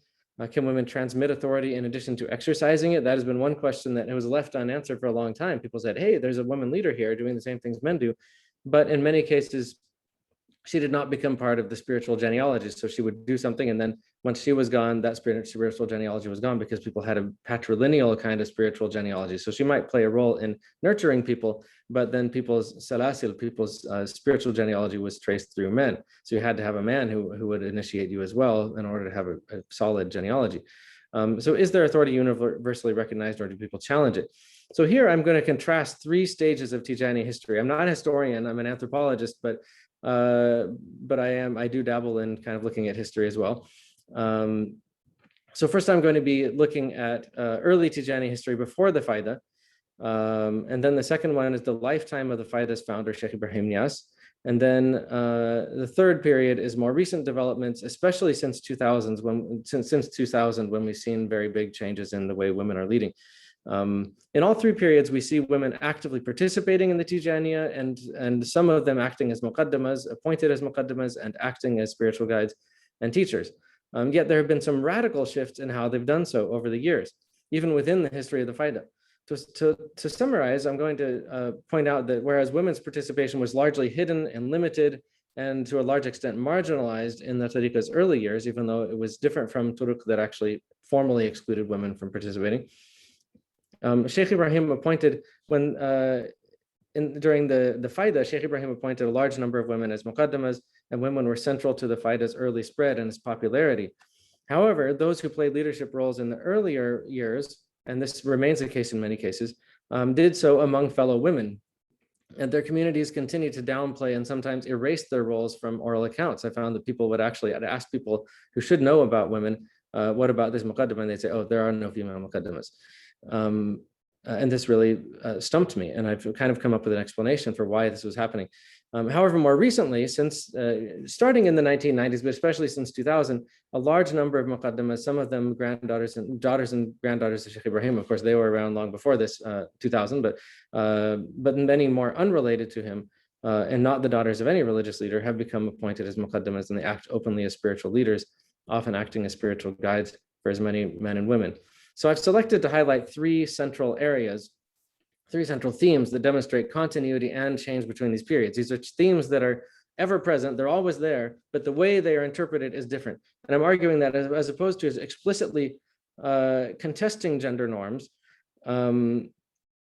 as we find a lot of liberal and progressive approaches to gender in Islam doing, Tijani women have presented themselves as following the same gender-specific norms and principles, and yet they're doing so in new ways. So if you ask them, well, are you doing something that's radically new? They tend to say, oh no, Sheikh Ibrahim did something that was radically new, but what he was doing essentially was just practicing Islam correctly, but we still adhere to the same Quran and Sunnah and Maliki fiqh, and the same kind of juristic rulings that happened before still apply. It's just that the way Islam has been implemented has been kind of incomplete. So they're not challenging, and Sheikh Ibrahim himself also, he had a kind of what from a liberal perspective might look like a double-edged approach to gender, because he didn't come out and say women are liberated and equal and they're the same as men and they're going to do all the things that men do. Instead he said that women are equal to men, and he gave women a lot of opportunities that they did not have otherwise in that historical context, but they also play specific roles. And he was very specific that the rules of Sharia governing, as understood in his context, governing the differences between men and women still applied, and that they would work within those constraints to a large extent, rather than throwing them out and saying everyone can do everything. Of course, there were kind of exceptions, and there were times when people were treated as honorary men, but always with respect to some things. So Sheikh Babacar mentioned that Sheikh Ibrahim actually kind of made an exception to what was seen as the Sharia rule of women traveling, saying that she could travel anywhere. I still believe, it's my understanding that she still traveled with mahram, she still traveled with relatives and so on. She didn't just go, hop on a bush taxi and travel across Africa. She was with an entourage. But he essentially kind of said, she's free to do what she wants. I trust her. She's not out there doing any nonsense. So the three terms that I want to look at here, one of them is the core concept of my book, and that's the concept of wrapping. This is a term that is not necessarily, people do use it in certain ways in actual speech, but this is my analytical concept in which I encompass a lot of other practices. So many of the prescriptions and the ideal attributes and behaviors associated with pious Muslim women in various contexts can be summarized as an attempt to keep women properly wrapped, as I call it. There's been a lot of talk lately about veiling. you know, I mean, especially if you look at the French context, you look at le voile, you know, the headscarf, can people wear it or not? There's a lot of, you know, it's become a symbol of being Muslim for many people. But this talk of all the veiling has often overlooked that covering the body through clothing is only one form of wrapping. And so in Senegal, I often hear people saying, so cover not just your head and your body, but cover everything else. So it's not just about what you're wearing.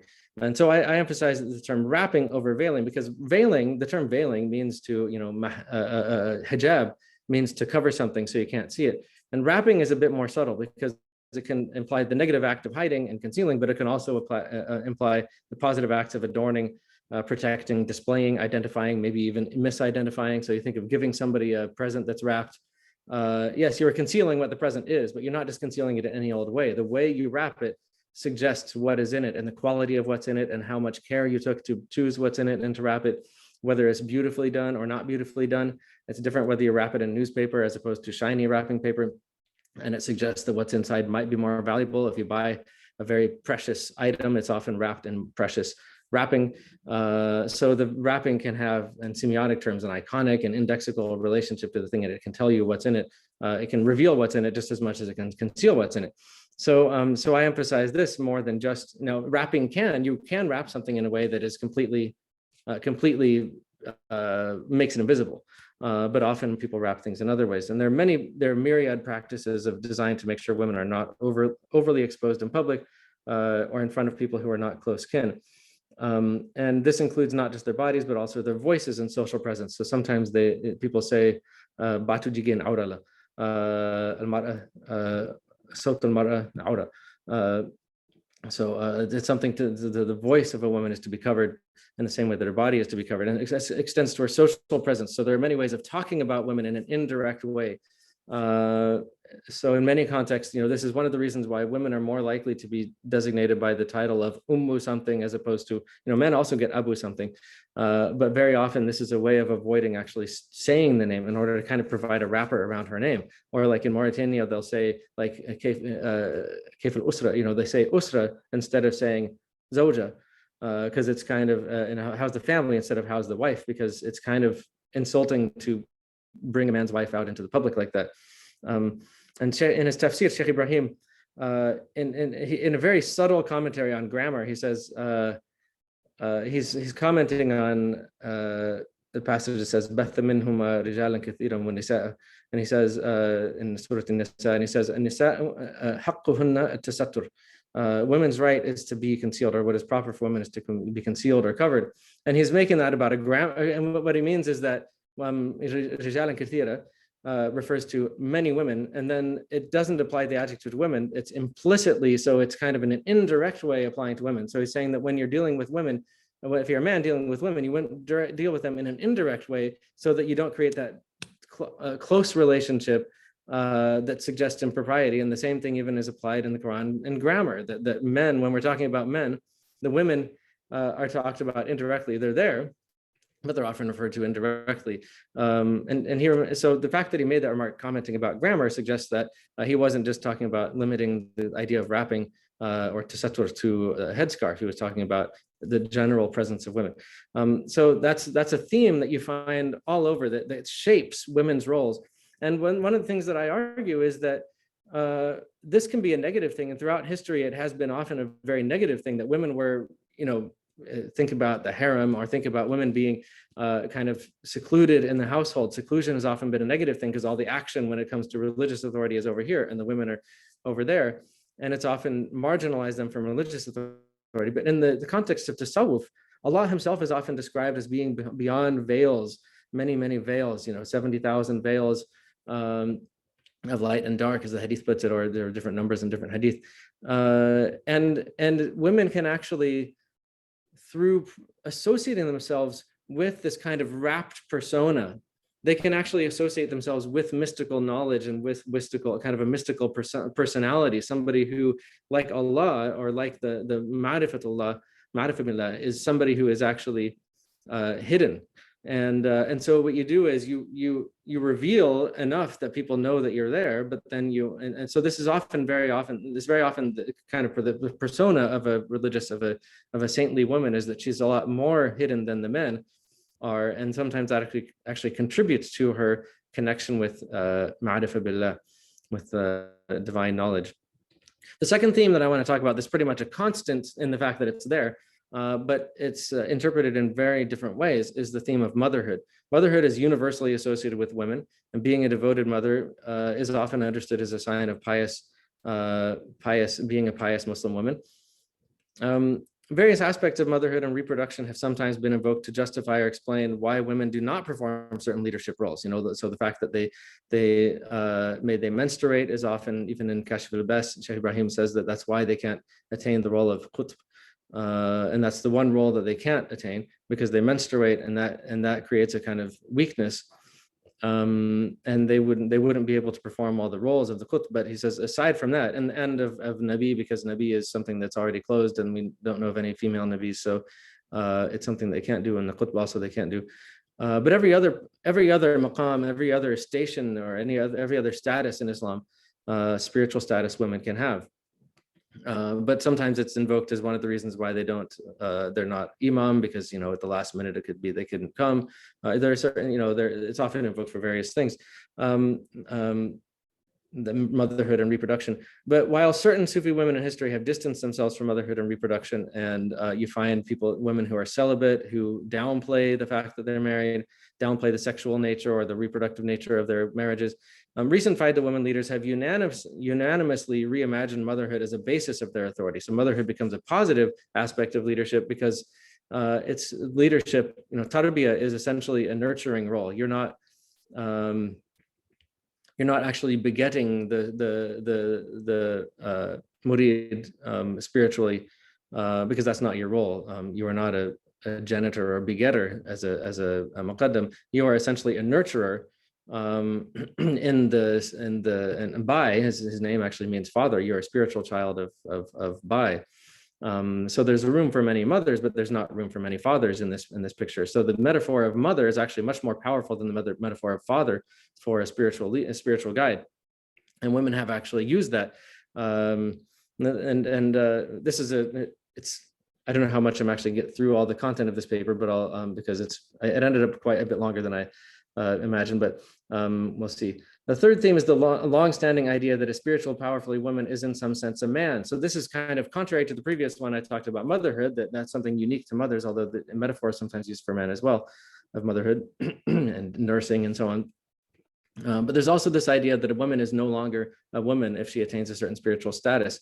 And you might find this contradictory, but I find the same women using both metaphors. They say, I'm a mother, and I'm essentially the spiritual mother of all these disciples, but I'm also spiritually a man. And when you attain a status of ma'rifah, you no longer recognize the difference between a man and a woman, which raises the question, how are you a mother and also a man and also not a woman at the same time? But it's because, of course, simultaneous kind of statements can be true depending on in what sense you mean those things. So the ancient trope of the woman as a man, the spiritually powerful woman as a man, goes back to the beginnings of very early and Islam and Sufism. This ancient trope can be used in a range of ways. It's often been used to give some particular woman a status, freedom or authority not available to other women, suggesting that this woman is the exception and all the other women are not like that woman. That's often the suggestion. It allows to make one exception and to keep women not in that status. But among contemporary Fayda adherents, I find that it's actually used in the opposite way, to say that Shaykh Ibrahim makes men and women equal because he provides the same knowledge to men and women. Therefore, all of his disciples, I often heard people say, all of his disciples are men, which might make you say, some people respond to that with a more liberal bent. They might say, well, why would they have to be men? Why can't they just stay women and be equal? But it's a suggestion that the gender distinctions that you might imagine would limit you don't really matter. And all these three principles are significantly continuous throughout the history of Sufism and the Tijāniyya, but they've been reinterpreted in various ways. So the main idea that I'm exploring in my research is the ways in which norms and principles can be applied and implemented in different ways throughout history. And the fact that you have some norm or some discourse or some way of talking about things doesn't mean that that's the lens through which you see the world and that it's limited and it's going to lead to the same result in every context. The same old threads are woven to create new patterns. And in this paper, I show that women have become leaders in the Fayda through reappropriating established gender notions of piety in ways that facilitate new forms of leadership. And that can be, I haven't been, there's the wrapping, and this is a picture that illustrates that wrapping applies to males as well as females. So it's not uniquely gendered things. Men also associate themselves with spiritual knowledge through a certain level of wrapping that kind of, some of you might recognize some of these figures in the Fayda, pictures that I've collected from different places. Actually, one of them is not a Fayda figure, Haj Maliksi. And the ones on the bottom right, sorry, are not Tijanis at all. Those are Sheikh Ahmed Bamba and Ibrahim, his followers. So it shows that this is throughout the Islamic tradition. Motherhood is the other theme. This is a woman, Sayyida Musa Korombai, who used motherhood as a big metaphor. And then there's the woman as the man metaphor, which, yeah, this is something that's a good question. What about post-menopausal women? Strangely, curiously, in my research in Senegal, I found that this did not really, people didn't really bring it up. I found that women, well, we can talk about that more in the question and answer, but yeah, it's not something that I found was a big distinction that people made, which has surprised me because in many contexts, it is a big distinction. So I talk about all these things in terms of what I call the notion of performativity, which is the notion that the same norms are actually actualized through repeated performances that give you a sense of continuity. It's something that comes from the ideas of Judith Butler. It's very prevalent in cultural and social sciences nowadays.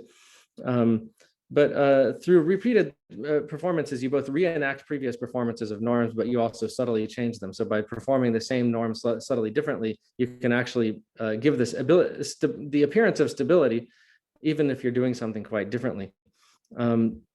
So I want to talk about the three periods. How much time do I have, Professor Siddiqui? Yeah, and unfortunately, just a couple minutes, but okay. we can, yeah, okay. Minutes, just sure. Since the panel began a little bit later. If you'd be able to wrap up in 5 minutes and then hopefully sure. continue on in Q&A, that'd sure. be ideal. Okay. Sounds Thanks good. so much. Okay. Yeah, no problem. So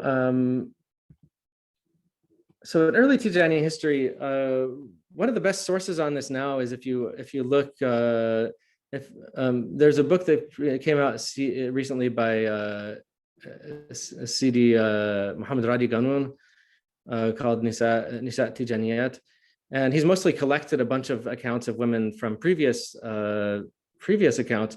And interestingly, this fits into the idea of wrapping, because in most of the biological collections, you have these things like Kashf al-Hijab and all these many biographical collections, Tijani biographical collections.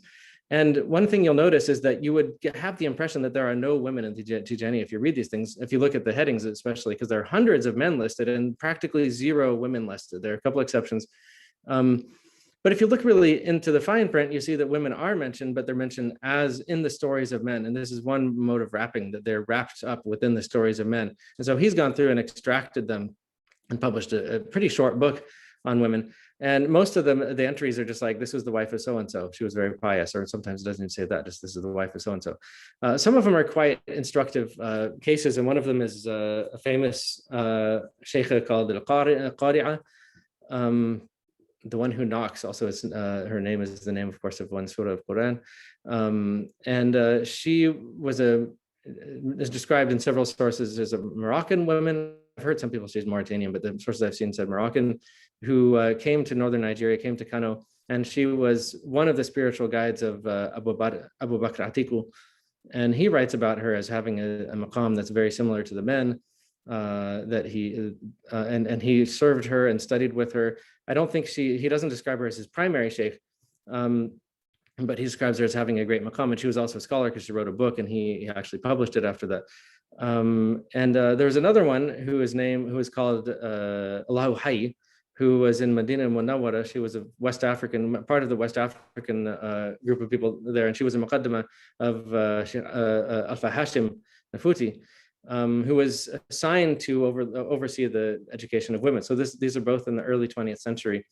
So we have these cases, but they were very much, their stories are very often wrapped up, like I said, and hidden in the stories of men, or often just neglected altogether. And then we have in the Fayda, I found that the early history of the Fayda, I interviewed a man in 2004 who described his mother as a woman who gave tarbiyah to other women in the village of Darum Bitayan. And he said that Sheikh Ibrahim had appointed 4 women in Darum Bitayan to give tarbiyah and witted to other women in Darum Bitayan, and also to organize like the work in the fields and the cooking for events and things. So they were considered leaders of women. And I interviewed a few of the elders in Darum Bitayan who, or actually an associate of mine interviewed leaders in Darum Bitayan who confirmed this. But when I went back to Darum Bitayan to ask them more specific questions, they said, oh no, those women were not muqaddams. They didn't give tarbiyah, they didn't give weird. Sheikh Ibrahim never appointed women as muqaddamas. And I found this often to be the case. And I think that it has to do with the norms, that people find that they're uncomfortable with the idea that a woman might challenge men in authority, that have a higher position in the tariqah than some men. And then also there's the question of wrapping women, making it so that you don't talk about them openly. I found this with many women, like people would often say the wife of Dawda Jatara was a muqaddama, but a lot of people didn't actually report her name because there was a way they often had forgotten it and so on. But there were a bunch of other women that were appointed. Most of the women appointed by Sheikh Ibrahim before, apparently didn't actually act as spiritual guides. They had their ijazah, but they didn't actually, I think due to the social constraints of the time, people were not used to it. There were plenty of men you could have gone to, and they just felt that they didn't have that kind of, they felt uncomfortable actually exercising it. And it's since around 2000 that we find, so the other slide I have here is during Sheikh Ibrahim's lifetime. This is Medina Bay. They often organize the work in the fields. This is one of the activities of the women in order to give hadiyah to their sheikh. There were whole fields that were organized, and they would cook for events. This is, I have a chapter in my book about cooking, how women use that as a basis of authority. I don't have time to talk about this case of Abdullah very much, but she was an interesting woman during the time of, she was one of the very few cases I've been able to find during the life of Sheikh Ibrahim of a woman who gave tarbiyah to men. And Sheikh Ibrahim himself, from what I can tell, was the one who named her Abdullah, which means Abdullah, the son of Abdullah. And she's named that. This is kind of an anonymous name. Abdullah is kind of anyone is Abdullah. Her name was actually Mariam bin Sayyid Ahmed ibn Ada al-Mulaqaba Abdullah ibn Abdullah. And Sheikh Ibrahim said she had attained the status of a man, and so she essentially did the things of men, and she had a status that very few other people had. Her sister, her full sister, was the mother of Sheikh al-Khayri, and she was called Daya, or wet nurse, or midwife, and she was the one who, when Mishri would give tarbiyah, would start tarbiyah for people, men or women, he would then send them to her to complete their tarbiyah. And he did that with both of these women and their brother.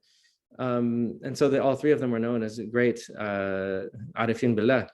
Abdullah, and they all had ijazah from Sheikh Ibrahim directly. And Abdullah actually moved to Medina Bay, and she was kind of a holy recluse, and she would teach people. People told me that they did tarbiyah with somebody else, but then she instructed them to do tarbiyah again. And so they did it again. And they said, well, I feel like I didn't do tarbiyah before she gave me tarbiyah. So she was a monumental figure at the time, and I had lots of descriptions that people gave me of her and how her role was kind of ambiguous. People would perceive under her malahfa, they would perceive like the pants of men, although she would wear the malahfa as a woman with a wrapper. She was one of the very few examples I know in the Fayda of somebody during the lifetime of Sheikh Ibrahim who would give tarbiyah to men, and that kind of changed around 2000 when so many of these muqaddamas started dairas or circles of disciples and started giving tarbiyah. And most of these women I found had at least as many men as disciples as women. In Senegal, we don't have this level of seclusion and segregation that you find in northern Nigeria. So men are used to kind of occupying the same space with respect, respectfully with women. So these women very often had male disciples. They had male muqaddams. They had dairas. We don't have time to, fortunately, we did have a presentation about her, Shaykha Mariam, Allah yarhamha. She was a monumental figure. Are we out of time? Yeah. And then Shaykha Ruqayya. So yeah, we can talk about this more in the Q&A. So thank you for your attention. What's that? Absolutely. I want to just thank our esteemed speakers so much. Barakallahu fikum, Sheikh Niang, Sheikh bin Omar Kane, Professor Hill, for such a rich and illuminating panel on these powerful female leaders. We are, unfortunately, thank you for everyone's flexibility. We are technically over time for today's panel, so we'll conclude for now. But I encourage those of us, both panelists and audience members, if you're able to stick around for Q&A and discussion, please feel free to do so. The room will remain open so we can continue these rich conversations into the discussion. Would you like me to address the question about amenorrhea and all that? Yeah, it's just going through, that would be good. And I see there's another one. Is it unusual for women to give tarbiyah to men? And I see the question from Haja Shaki. What about postmenopausal women? Yeah, women with amenorrhea, if you have any. Yeah, so I can answer those very briefly. So yeah, I did not find that. I know there are many. I've found that in many contexts, I found that people will make an exception for postmenopausal women for many things, and I think that this was probably the case in many, maybe in pre-Fayda context. That I mean, they don't really identify in the texts whether how old a woman was or whether she was somebody who had amenorrhea. But only one of the women I interviewed, who was one of the younger muqaddamas, said that she said, "I never missed my prayer. I've had several children. I've never missed prayer." She compared herself to Fatima in that way. And I did kind of ask in a roundabout way. So what do you do? You know, what does a woman do at that time of month? And none of them said that it really curtailed their activities. Some of them said, out of an abundance of caution, I'll tell the student, come back later for the wird and so on. But I didn't find that it actually affected people, you know, whether somebody was. I do think one of the things I point out in my first book is that it's not so much. I found that in my examples, the women I interviewed, it wasn't so much whether you menstruated or not. It was much more. Most of the women that I knew who were acting as muqaddamas had somehow distanced themselves from kind of the idea, the task of being a full-time woman and mother, wife and mother, and the fact that a lot of them lived apart from their husbands, or they were widowed, or they're divorced, but they were of all different ages, and some of them were still having children, but a lot of them, their children are already grown. But I have nobody ever mentioned whether they're postmenopausal or anything like that. And tarbiyah to men, this is something that has existed in the past, but it's mostly become common. Very common since around 2000, maybe in 90s, starting in the 90s. We have a message from Ishaq Majid. Can you elaborate on women being raised to the status of men? So this is something that goes back a long way in the history of tasawwuf. I'm not sure what the first usage of this term is, but you find there are many cases where, like, one of the first biographical compendiums that did it was Fariduddin Attar's, what's it called, Tadhkirat al-Awliya in Persian, about 800 years ago, where he said, some people have asked why I'm including Rabi al-Adawiyya in the book about the men. It's because, when you walk in the way of God, we don't look upon your outer form, and God only judges your intentions in the heart. And so Rabi al-Adawiyya was the exceptional woman who we can call a man, essentially.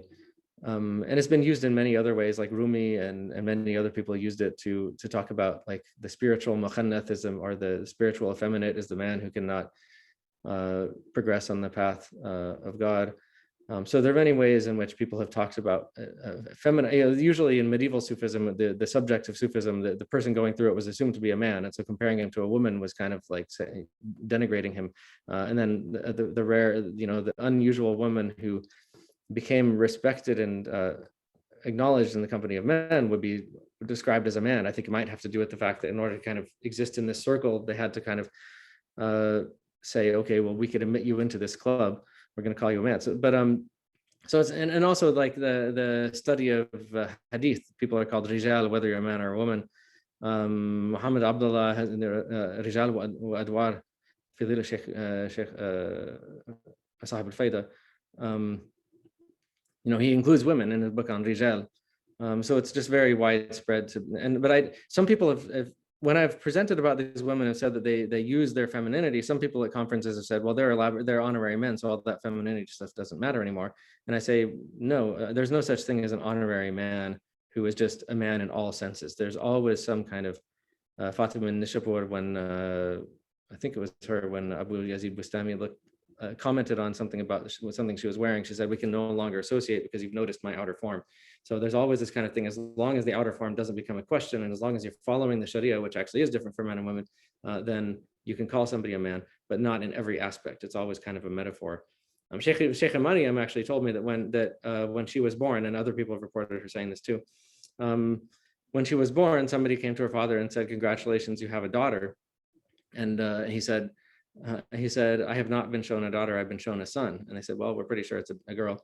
And he said, well, she's going to grow up doing the things of men and not the things of women. Now, if you look at her, she does, her performance of motherhood and femininity and stuff. I mean, she's a pretty pious woman by the standard, by the book meaning of it. But what he means is that she's going to attain a station where she's teaching in ways that men do, leading in ways that men do, being an international leader, doing things that men typically do. It seems to me that's my interpretation of what she means. But like I said, that metaphor can be interpreted in a wide range of things, to be very exclusionary or very egalitarian.